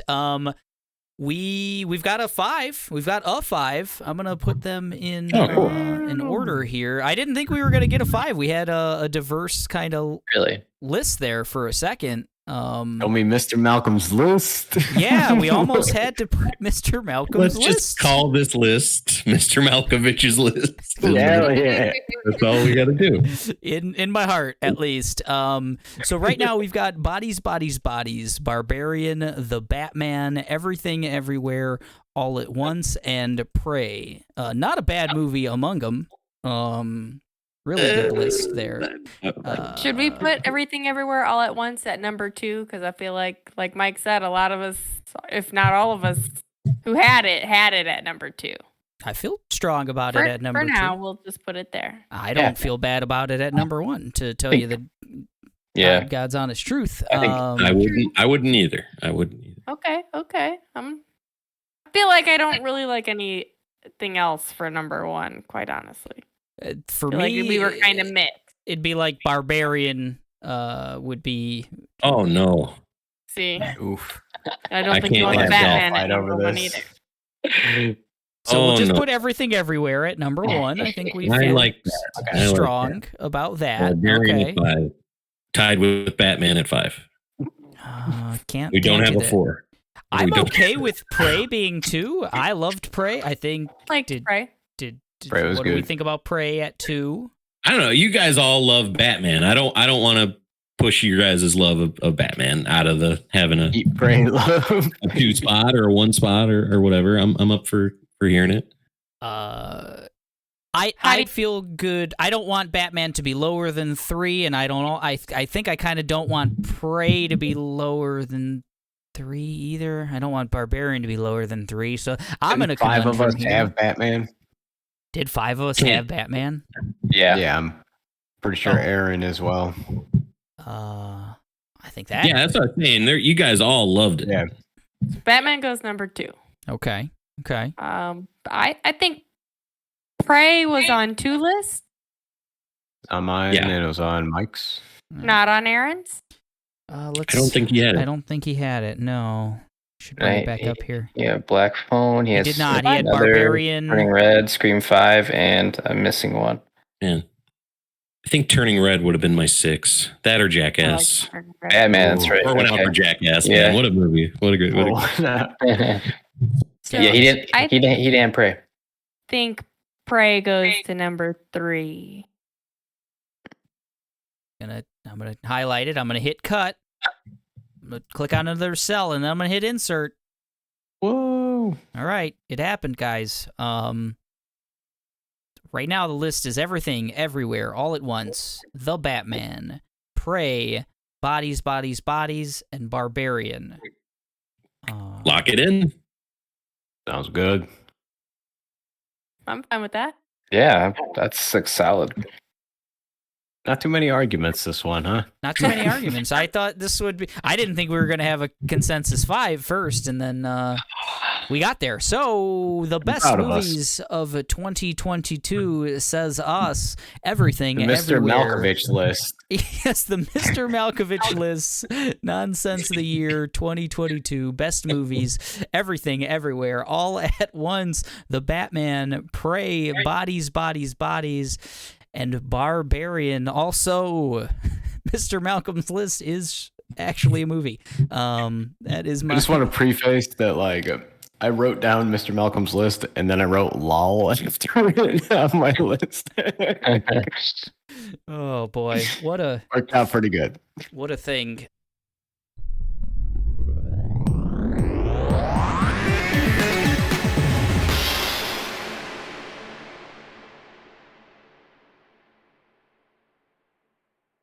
We are to our final category. It's best shows of 2022. The nonsense of the year. Dylon. Shows has been our last 2 years in a row because TV's fucking great nowadays, guys. So much. Get on it. I'll start with Aaron. Book of Boba Fett. Yeah, he said Book of Boba Fett just multiple times. Yellow Jackets was his number 5. The Righteous Gemstones, Season 2. Ooh, I forgot about that. Very good. The Bear, number 3. Stranger Things, Season 4. Wow. And Dairy Girls, Season 3. Hell yeah. Gotta have the Dairy Girls. Gotta do it. Wanted to tell like Aaron, there's the Dairy Girls chick, the Leslie. She is in Bridgerton. Watching Bridgerton now. Hell yeah. Yeah, she is. I didn't know. It was a she's pleasant Penelope. surprise. Yeah. Bridgerton pod win, you know? I watch Bridgerton. I enjoy Bridgerton. I am doing it based on your recommendation. Second season, a lot less sex rompy than the first. So We're just now learning what that is. yes. All right. I don't like how that looks. Marital acts and all. Marital acts. Okay, so that's Yellow Jackets, the Righteous Gemstone Season 2, The Bear, Stranger Things Season 4, and Dairy Girls Season 3. He's a franchise guy, that Aaron. Yeah, he is. Second. I'll go second. Why not? Let's do it. Let's do it, right? I also had The Bear. My number 5 was The Bear. We've talked quite a bit about The Bear multiple times in this podcast, especially here on the Nonsense of the Year Awards. Hold on. Wait a second. The Bear. Mayor. Is this our Mayor of Easttown this year? Could be. Tomas just was tripping. Richie's the killer. It's too easy to solve. Oh boy. Richie's the killer for sure. So yeah, just a frantic ass movie. A lot of the same emotions of Babylon in this one, and ooh, just Babylon has bear vibes. Is that what you're telling me? If you want to just feel like you're in sweating. Racing with light, man. Yeah, hell yeah, sweating a lot. Yeah, definitely. I'm not good enough. Yes, Cousin. all those are very. On both ends. That you're part of a thing bigger than yourself, yes. This is true. The Bear. I feel all those things all at once. Without a doubt. Good show. Number 4. Some might say a better show. Winning Time, Rise of the Lakers Dynasty. Just so much fun, guys. I did love it. This was another one where it's like another one of like my great loves is basketball, and this is just a fun take on basketball, and a cool, like, I didn't know much about the Showtime Lakers coming in. I mean, I know all the names and everything else, but the personalities not as much. I didn't watch basketball when I was 1 year old or whatever. Right. So but still really cool. I mean, this is like the team that kind of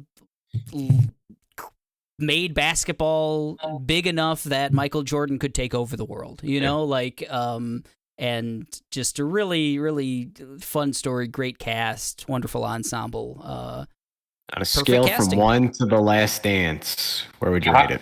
How did John C. do? Love him. Love him. Good. Great. Yeah, so good.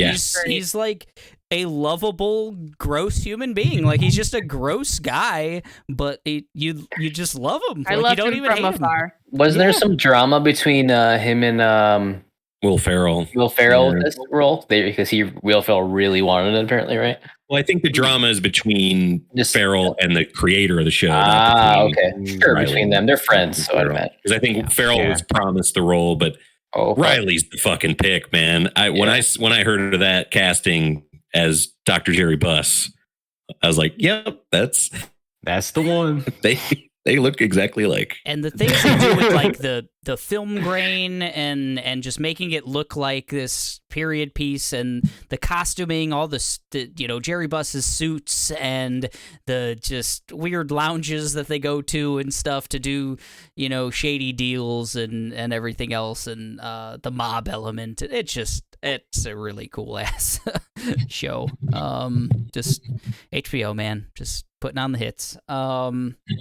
Number 3, She-Hulk. You ever heard of her? She's great.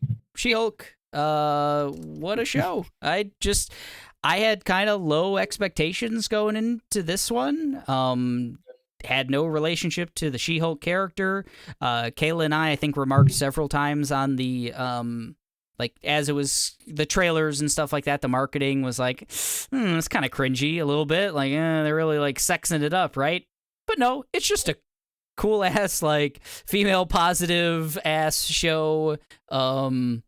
Not concerned with like gigantic MCU overarching storylines and end of the world shit. Just like a funny female lawyer drama with a superhero, and really well executed. That final episode was silly and weird and wacky, and just they really went for something different with that. They really did. It was great. I enjoyed it.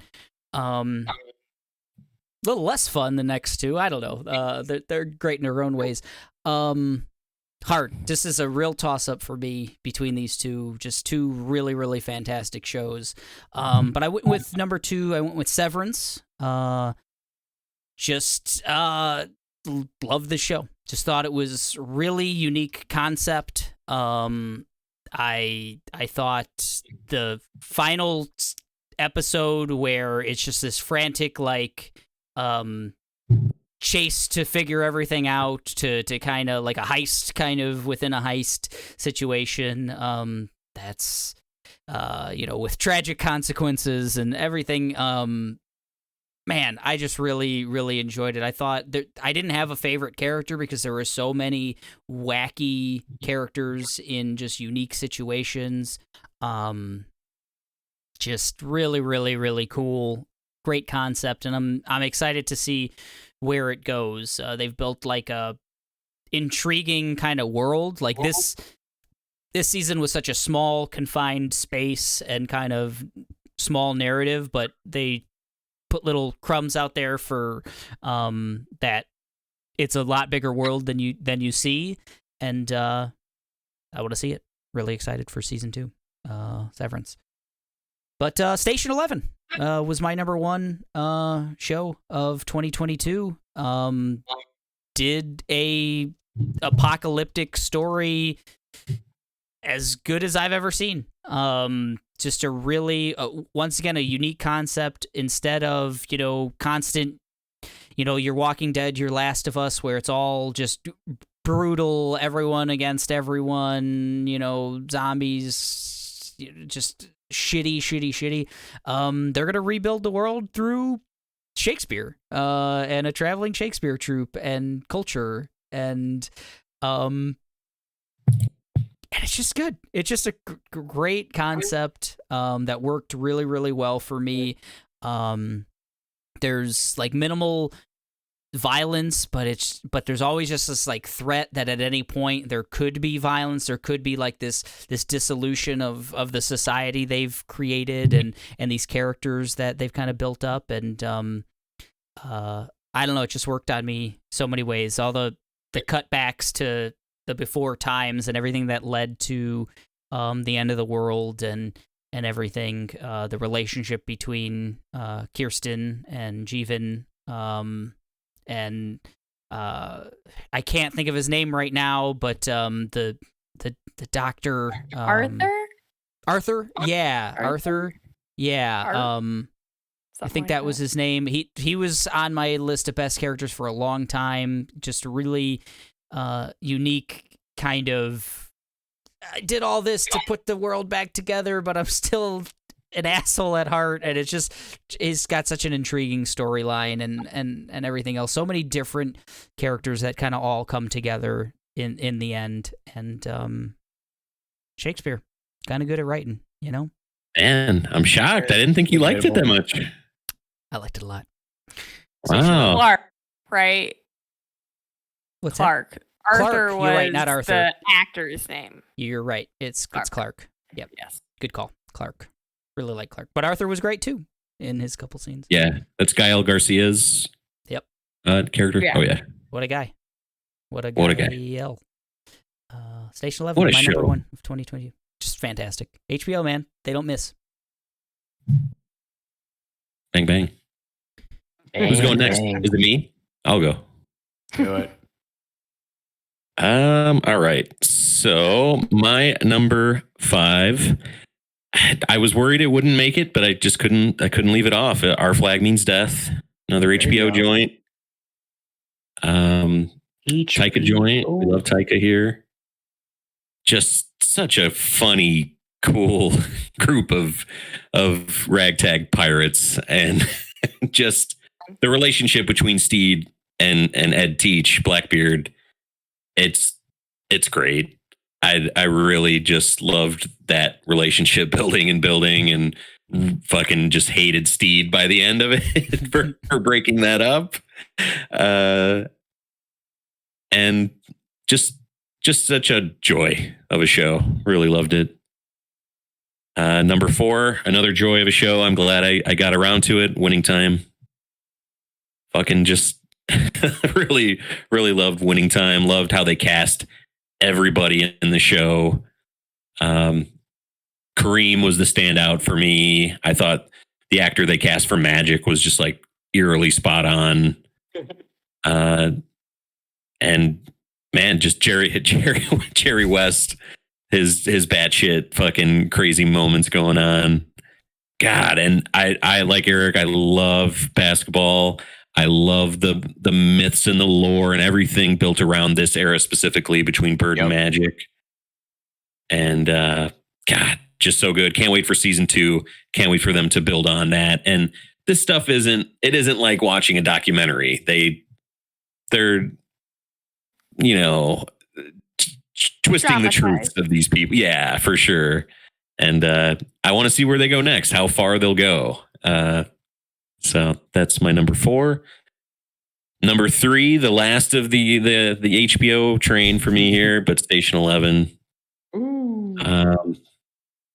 Just really like a genius show that at times I feel is too smart for me, and I can't wait to just keep like rewatch it maybe a year from now, and maybe for the rest of my life every year rewatch it and just try to figure it all out. God, man, just perfectly done. Like, I don't know, like I'm watching Last of Us now, and I don't know, something, it's like, man, this ain't Station 11. I like Last of Us so far. I know we haven't really had a chance to talk about that on the pod, but I just feel like it's walking in the snowy footprints that Station 11 left on Lake Michigan. And my number 2 is The Bear, the great on Hulu. Hell yeah! Just, man, right from the jump, episode 1, it's like, oh, these 7 characters, I love them right away. Wow, holy shit! Like, I just dug the whole fucking vibe of that. The actor who plays Richie, I don't know his name, but just fucking great. Carmi, the main character, great. Seeing even the cameo of fucking John Barenthal, so good. And this is I think I said it before, it's just the show that I want to see a season 2 of, like, right away. Like, I just want to be back there, see how they're doing, see how things are going. And yeah, but number 1 is Andor. Andor. It's the best thing of the year for me. By episode 3, I was just totally hooked on whatever this thing was going to turn out to be, and it turned out to be amazing. Probably my favorite Star Wars ever. Anything in that, it's. I've heard a lot of people say this, like, because it's so not Star Wars, and I like that. Man, just the structure of it, and seeing how just this little incident could really start this whole thing, and really how they brought an evilness back to the Empire and made them, they're not these dumbasses getting beat by teddy bears in the forest anymore. They're like a real legit, like, tyrant, overbearing, scary thing in this world again. And the town of Ferrix, just how they fleshed that out with all the cool little people in that world, and the heist stuff, the prison stuff, and the revolution stuff at the end. It all works so well. homeboy from he's Gollum. What's his name? No, you wouldn't give me it before. Andy Serkis. Well, because I didn't know it. Andy Serkis. Andy Serkis, thank you. Him as Kino Loy. I got the character name, so fuck off. Did Bilbo Baggins say again?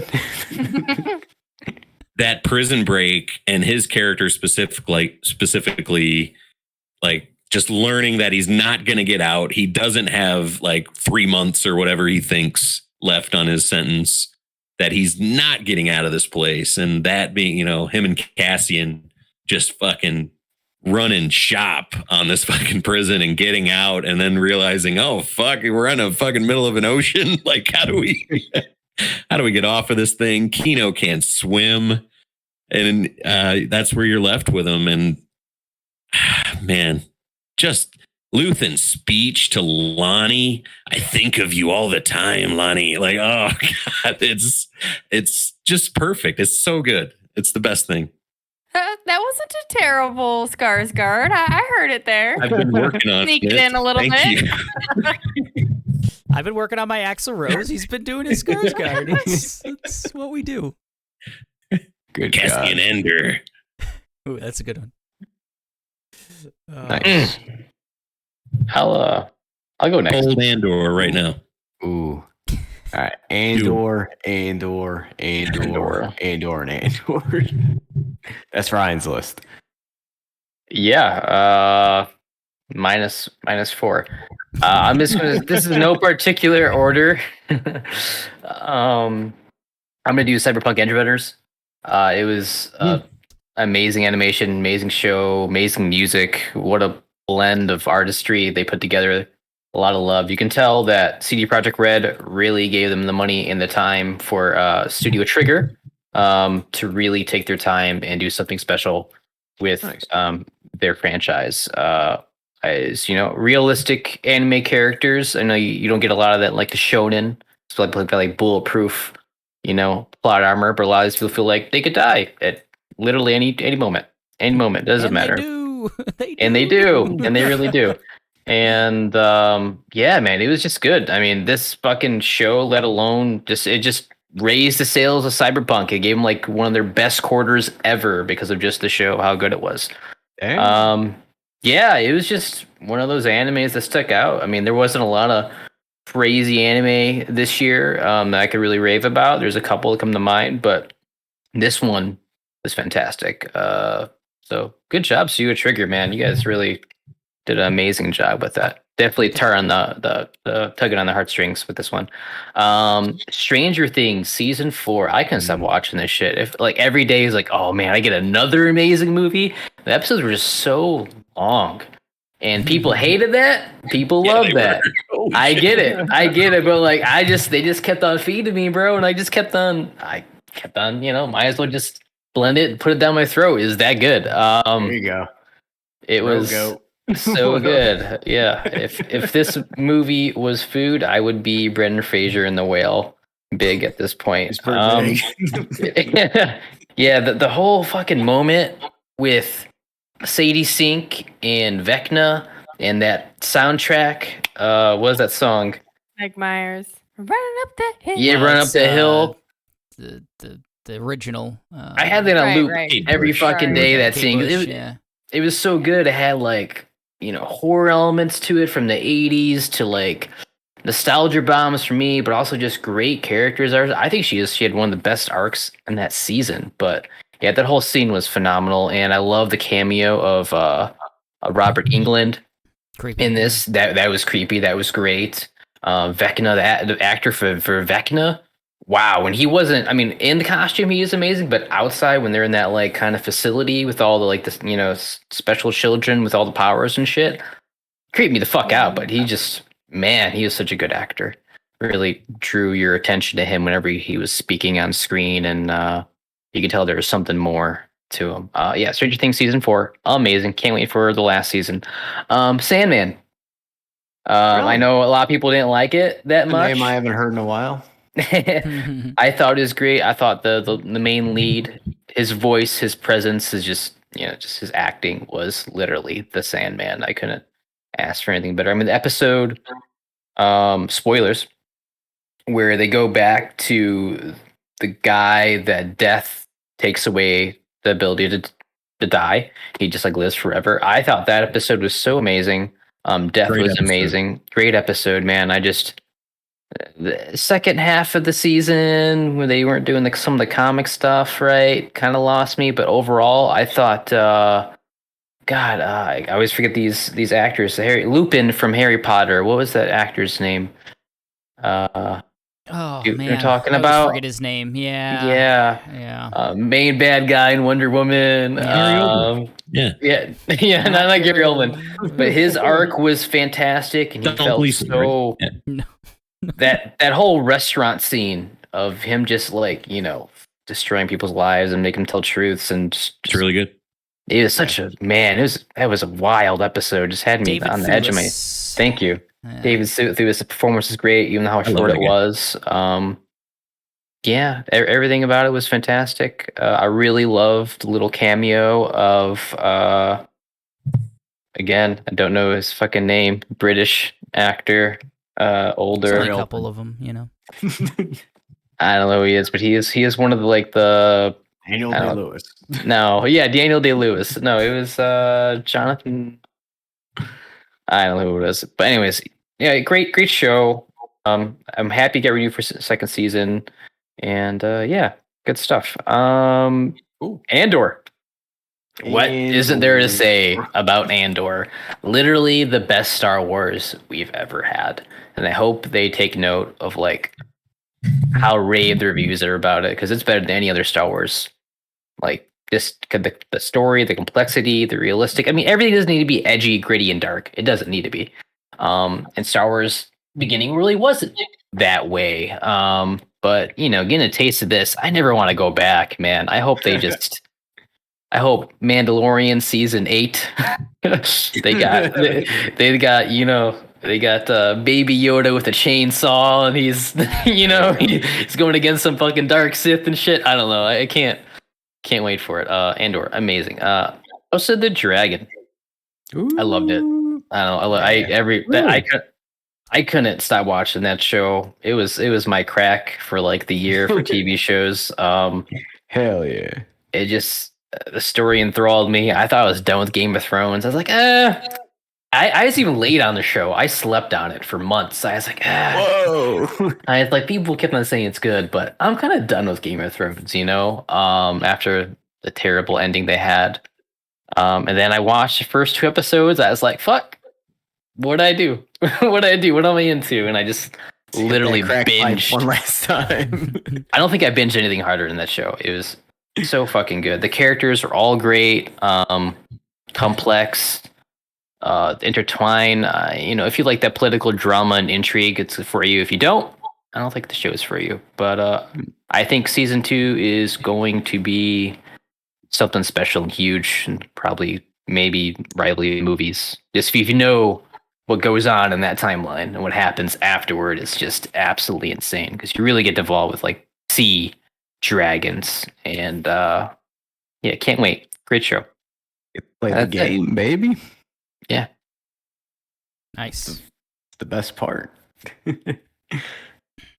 Who's next? I think I'm the only one left, right? Oh. I'm still Yeah. left, but you can go. Oh Tomas. shit. I was ordering Jackie birthday presents like halfway through this. Solid. I did. You ordered her like House of the Dragon. Yeah. I got it. House of the Dragon Blu-ray edition.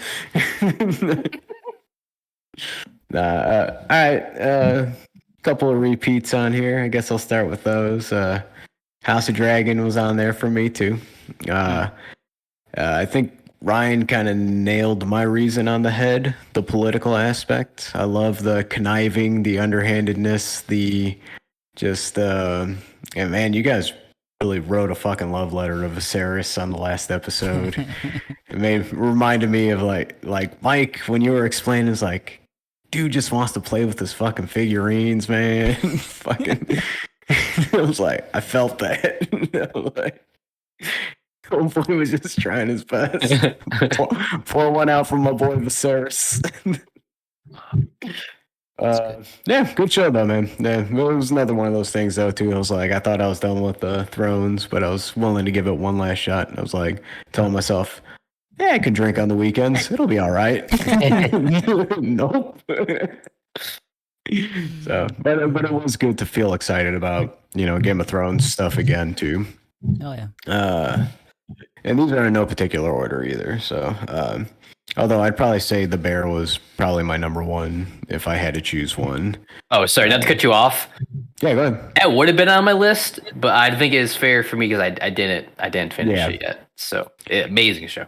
I saw your comment. Yeah, show is just great. I can relate to how tired Carmi is all the time. Just perpetually just. They had a lot of things, just so many emotions. You had the recovery shit in there too. Fucking spiking the kids' punch at their fucking party. It was all over the place, but man, it was. Eric talks about Babylon making him sweat. Fucking the Bears like hitting the gym for like 3 hours. Yeah, with no water breaks. I guess gotta go with the Rings of Power. And I like this a lot for a lot of different reasons. I liked my bromance. I like breaking some boulders with my dwarf bros. Then God, this show was just fucking beautiful. Like. Yeah. It just looked good. What a fresh coat of paint could do for a show. No muted like colors. Popping contrast everywhere. The sun is out. When's the last time we had something like that? It's fucking. Nah, but then I just enjoyed it. I like those kind of worlds, fantasy shit like. I've played some D&D in my day, man. It's like I would love to just go just explore one of those kind of worlds, man. Mike would steal all my shit while I was sleeping. He's done that in one of our campaigns before. Yeah, man. You were reading my mind.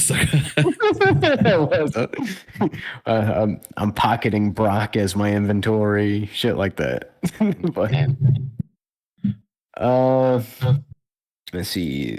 I gotta give a shout out to Res Dogs. Still just near and dear to my heart. I enjoyed it a lot. It's one of the few shows that like Jackie really enjoys watching with me too. It's just nice watching those characters grow up too.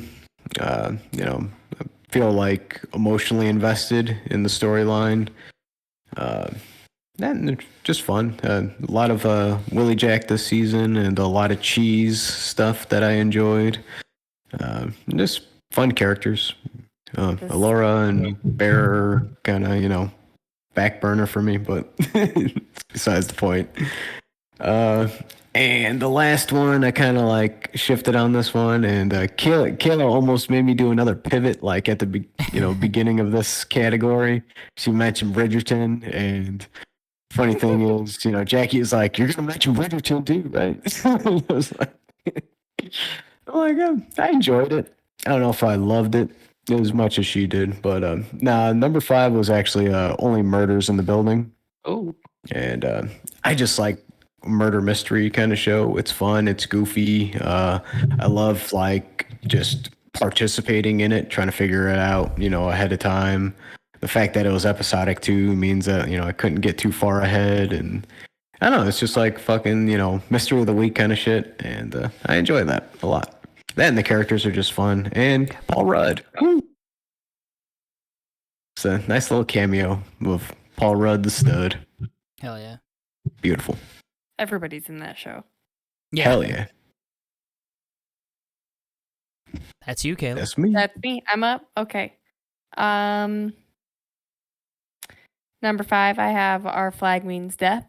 Woo. It was just such a good time.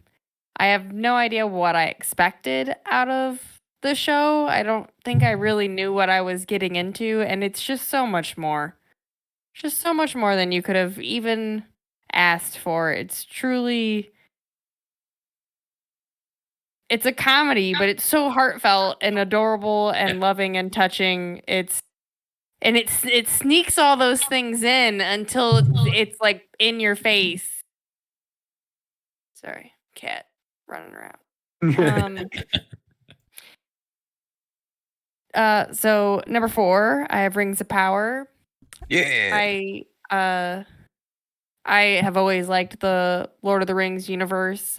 Just now listening to the books for the first time because we thought, I'll listen to the books going into watching Rings of Power, and I'm in Return of the King now. I'm just now getting there.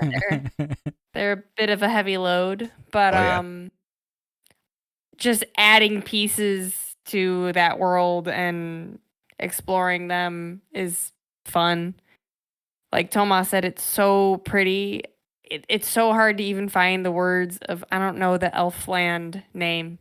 Whatever place they're at is like you have just like dove into a dream, and it's Valinor.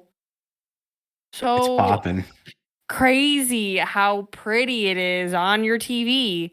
But so fill me in. I love, because even then, knowing what you know and watching Rings of Power, like some of these mysteries we've already mentioned, it's like, oh, who is that? Do you think that's going to be that? Ooh, do you think this is that person? Like it was fun to kind of try to put the pieces together before they were all laid out. Don't look up actors' names, just so you know. If anybody goes to watch Rings of Power and you're like, hey, what's that actor's name?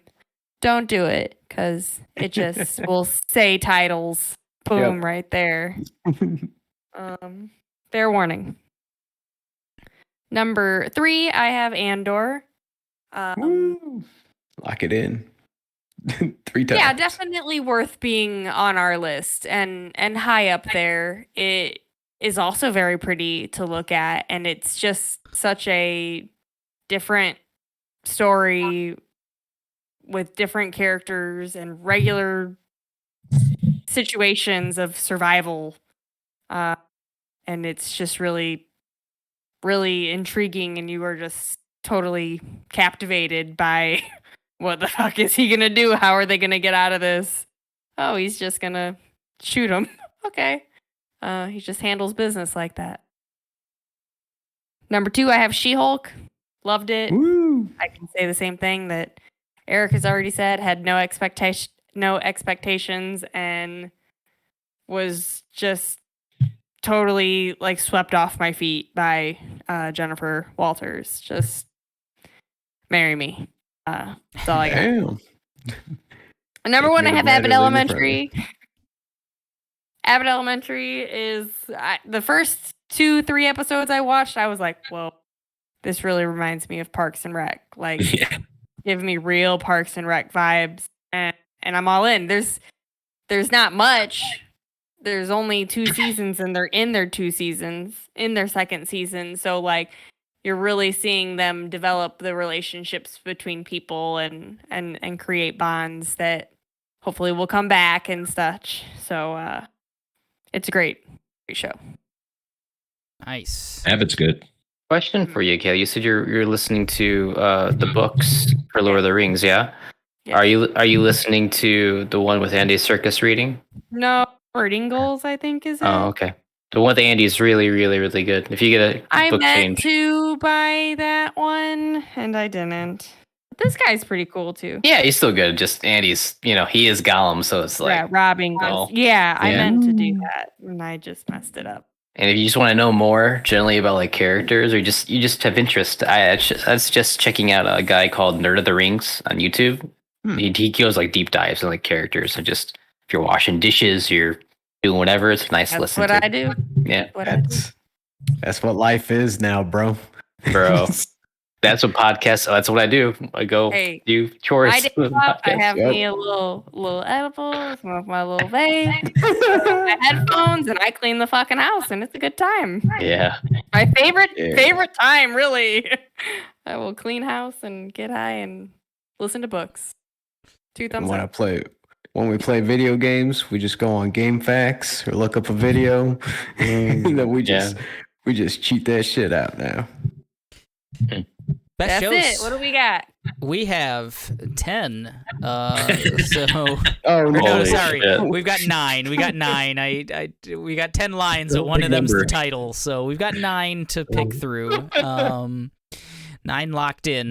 We got to get it down to 5. So the 9 that we have are The Lord of the Rings, Rings of Power, The Bear, Stranger Things Season 4, Winning Time, Rise of the Lakers Dynasty, She-Hulk, Station 11, Our Flag Means Death, Andor, and House of the Dragon.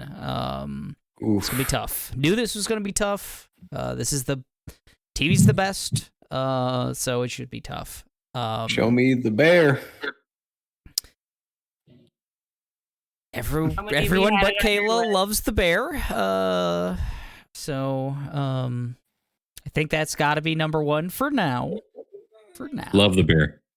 Love the bear. Hell yeah. Seems like there was a lot of Andor love. Yeah, Andor got a lot of love. I'm gonna. I love Andor. Tell us how you really feel. I thought Andor was fine. Says the man in control of the list. Hey, I put it at number 2. I let the people speak. Only me and Mike had Station 11, right? Is that right? I'm surprised that shit was on there. It's like, I feel like Station 11 was last Naughties. I talked about it all year, and they had nothing to say, and then both of them deliver it today. No. Go. I'm so glad we have this unrecorded, because first episode after Naughties, I'm like, man, there's this thing called Stations 11. I don't think anything's going to beat it. Things did, but no, I love Station 11. I was trying to keep it on the down low. We talked about it on the reunions episode, how good Kirsten and Jeevan's reunion was. And if I can just cut out the Shakespeare stuff, I'm in. It doesn't even need it. That's what makes it all work. Oh, man. No, it doesn't need it at all. No, I think so. Everything else surrounding it is good enough. They do like Death of a Salesman instead of Macbeth at the end, right? Like, man, I love their Final Fantasy 9 looking costume, like theatrical. That's why I loved it so much. It's a brilliant show, man. It's really great. Good. Disc dive. Like a lot about it. Only 2 of us had Our Flag Means Death, right? Yeah. I did. Mike. I do really like that show. I think it's great. It made my top 7-ish shows here. I mean, it's no Euphoria, but what is? Man, you guys really like House of the Dragon, huh? House of the Dragon's good, man. I actively don't like it. Yeah. I like the second half a decent amount of the season. I really didn't like that girl, man, her face, that weird gremlin face of hers. I don't like it. Yep. It looks like it's like being pulled back, like from all angles. God. Oh, she looks like super dog from Magic. Like, I don't know. Look up Psychotog, everybody, and you'll see. Oh, boy. Viserys looked at his daughter's friend and was like, yep, I'll put babies in it.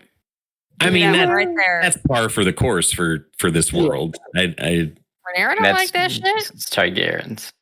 Like, everybody fucking everybody. I don't know. In Westeros. Those things aren't really for me. Be getting down. And then I feel like Daemon took a total fucking change and was then like nothing. But he's great. And then he's something. King nothing. I don't jive with Daemon either. I don't like Daemon. I liked he like had a peak and then fell off. He did taper off towards the. They do too many end. Like, oh, what's Daemon doing in those books? And then I just never like, I don't know. There's going to be 30 seasons of this though. Like, you guys, come on. How are there going to be 30 seasons for like a book that's like a chapter long of they don't stretch, normal Game of Thrones is? Yeah, and they've stretched really well with Game of Thrones in the past. They've done a fucking fantastic job of stretching. What else do we got? Yeah. All right. So House of the Dragon will keep kind of it's right at the bottom right now, so we'll keep it kind of where it's at. I don't hate House of the Dragon. I don't hate it. Stranger Things. What did we think of Stranger Things? I enjoyed the season. I think it was a return to form, but I'm 4 seasons behind, so I really like the main plot. The side stuff, didn't really like it. Didn't like the split. They're doing that split up thing a lot, and usually multiple strands of the split up work. Like, you'll have these 2 kids hanging out, and this, teenager and this cop character, whatever, are hanging out and doing that part. And you don't like Steve's redemption? Steve's the so best. Good. Steve's so good. Steve's the best. Like, not that. It's like all of the 11 stuff was bad. And John just getting high in Cali with fucking Bro Nacho guy, or what's his name? Part was really bad. It's terrible. But it's so hilarious. I think majority of the show wasn't good. I don't. Then when it got back to the actual spooky plot stuff, that was good. No, I think the worst part was the Russia stuff. I like the Russian stuff. I hated it. It was really. Season teach a whole generation of kids about Metallica. They're there too long. It just did. I mean, the best part about Russia was literally what's his face? Not David Arbor's character, but Dimitri or whatever. Murray, baby. Murray, let's go. Murray. Murray. Head? Yeah, that stuff worked for me. I think it's like half really good, half not good. Yeah. So yeah, that's where I stand on. Winona can sniff paint, and I'll watch her. So I like Winona. I like Winona a lot. All right. She's tripping, and I'm buying it. Whatever. So I wanted to ask: do we like our top 3? We got the Bear, Andor, and Rings of Power. Ooh. I don't. I like it. I really want to finish Rings of Power. I like it. So we just have to find 4 and 5. Yeah, I guess if Andor is going to be that high, sure. Yeah. I hear. I was talking about the Lakers dynasty. Like, God damn it! Only. Did we have 3 winning times or just 2? 2 winning times. Just 2 winning times. If I had a longer list, good ass show. Good ass show. I Mike and Eric did a lot to talk about how they're basketball fans and how much it meant to them. I have no basketball love. I mean, I will watch it. I don't hate it, but I have no emotional connection to it either. And I'm sure it's good. I loved this show. It was like, what the fuck is going to go on next? Like, and I loved the style of it. Like, it really felt like you were just watching something that was taped during that time. And it was them just like Dr. Jerry Buss or whatever his name is just at the end of his thread. He has got nothing, but he's just wheeling and dealing and not backing down, and it's ridiculous. He's ridiculous. It's all ridiculous. It was really good. I would like to see it on the top 5. Put it at 5. Put it at 5 by request there. I mean, I'm indifferent. I don't really have an opinion on it. I'm sure it's good, but I saw 2 episodes of it, and I enjoy what I saw. So I think Stranger Things might have to go on the list, though, right? We kind of all have checked that out, and nobody hated it, right? I didn't hate it. No. I didn't dislike it. Mike's making. I'd rather have House of the Dragon. Oh, I'd also rather have House of the Dragon if it was between the 2 of them. So would I. Yeah, so would I. So I put 3 of my shows on the list, so I'm good. I'd rather have Station 11.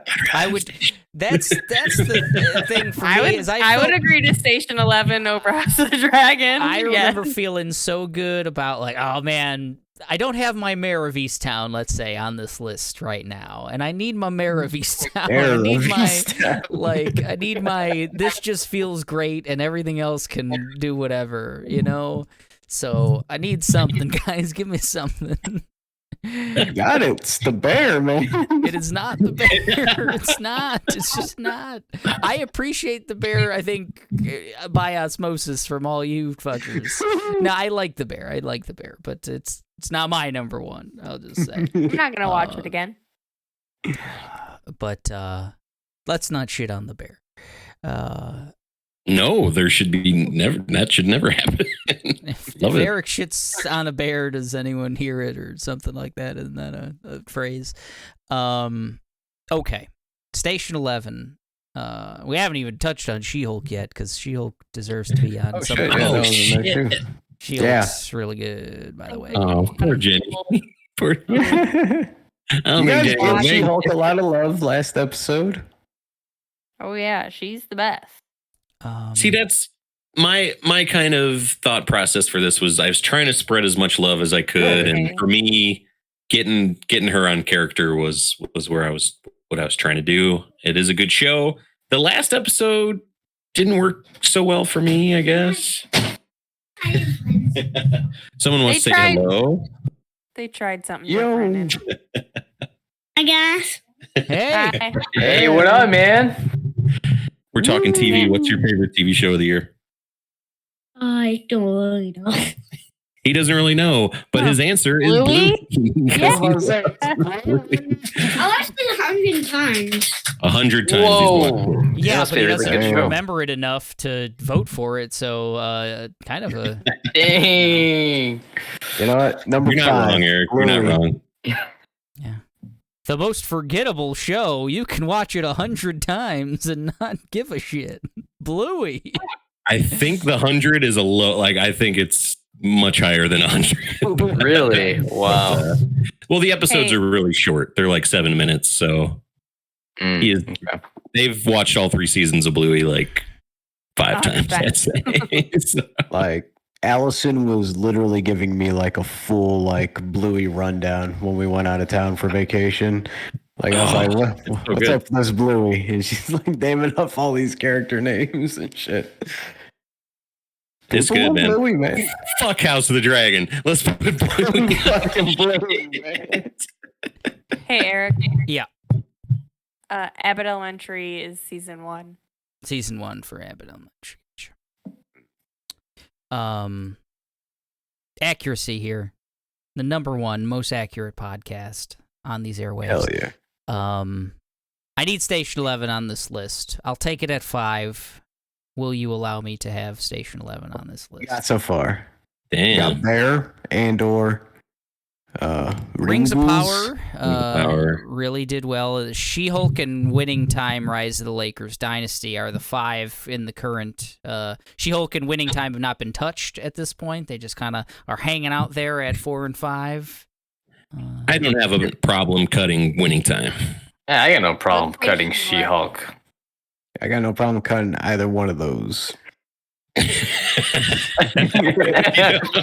right, Great. Station 11 going up the charts at number 4. I'm going to get this to number 1, folks. Let's get this going. I don't hate it. So Rings of Power sucked. Get that right off this list. No, I liked Rings of Power. I'm kidding. I liked Rings of Power quite a bit. Wait, but you put Station 11 at 4?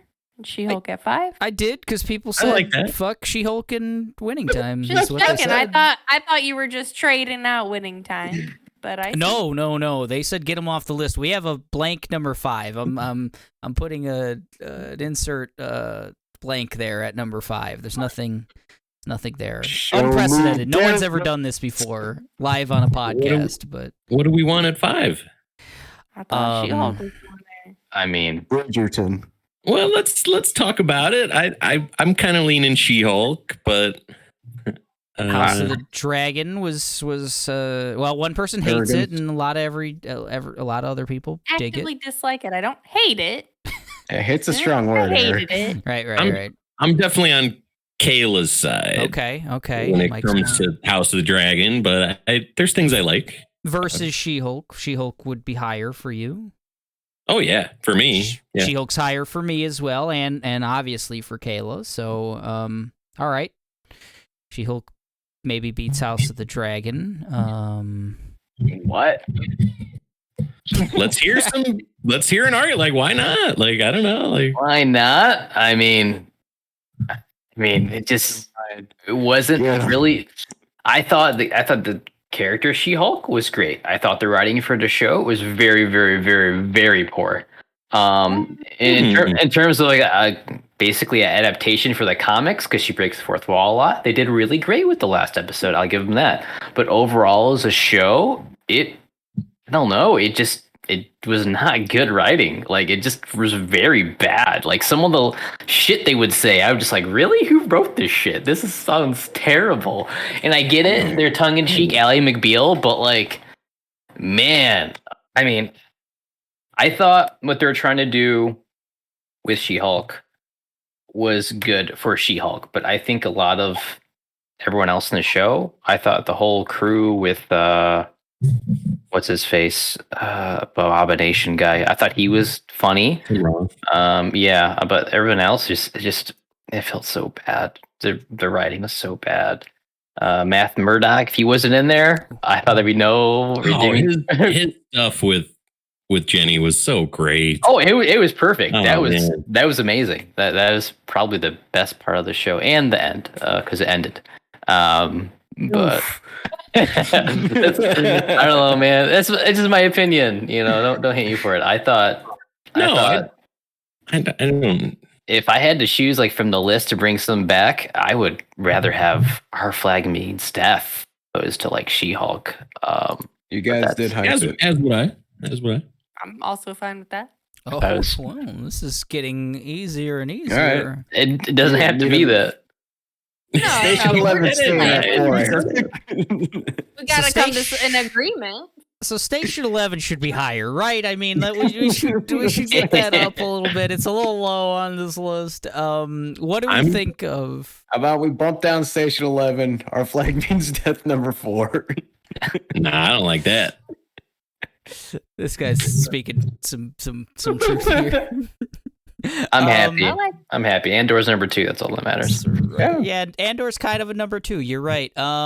So best shows in the Naughties 2022 so far, right now, tentatively, maybe, could be The Bear, Andor, Lord of the Rings, Rings of Power, Station 11, and Our Flag Means Death. Like that. That's a nice middle ground. You guys gave She-Hulk some love last episode. We got Viserys representing last episode. Yeah. So everybody got a little bit of love like Mike wanted. Sprinkled it all over. I think we had. Thank you. Got your Station 11 in there. And you got only you they got made Station... a Prey television show, you know? Ryan, watch Station 11, Ryan, and you'll be like, man, that shit should have been on R5. It was a yeah. I haven't seen it, so again, I have no opinion on it. But check it out. It's great, especially if you love the theater. I lettered in theater. Let's go. Yeah, F. Oh, got him. Fucking nerd. Let's lock it in. Let's just do it. This has been great. Best shows 2022: The Bear, Andor, Lord of the Rings, Rings of Power, Station 11, and Our Flag Means Death. Wow. The 90s 2022 are over. I've got a little bit more of a voice, so let's recap everything. We went for 3 days. Let's do it. Best ensemble: God of War Ragnarok, The Bear, Our Flag Means Death, Severance, Reservation Dogs. Best moment: one-shot episode, The Bear. The Nature of a Thing, God of War Ragnarok, the flare scene from the Batman, Every Inch Counts from Barbarian, and Learning to Let Go, Tunic. Most Disappointing Thing, Thor Love and Blunder, Book of Boring Fett, Chrono Cross Radical Downer Edition, Pokemon Refuses to Be Great, God of War Ragnarok Doesn't Land the Plane, Best Characters, Naru from Prey, Viserys Targaryen from House of the Dragon, Jennifer Walters from She-Hulk, Durin from Rings of Power, and Pearl from X and Pearl. Best Games, Tunic, Elden Ring, TMNT Shredder's Revenge, Cult of the Land, God of War Ragnarok, Best Movies, Everything, Everywhere, All at Once, The Batman, Prey, Bodies, Barbarian, and Best Shows, The Bear, Andor, Lord of the Rings of Power, Station 11, Our Flag Means Death. We did it. We did it, guys. Definitive. Everybody else is wrong. We're right. The nonsense of the year 2022.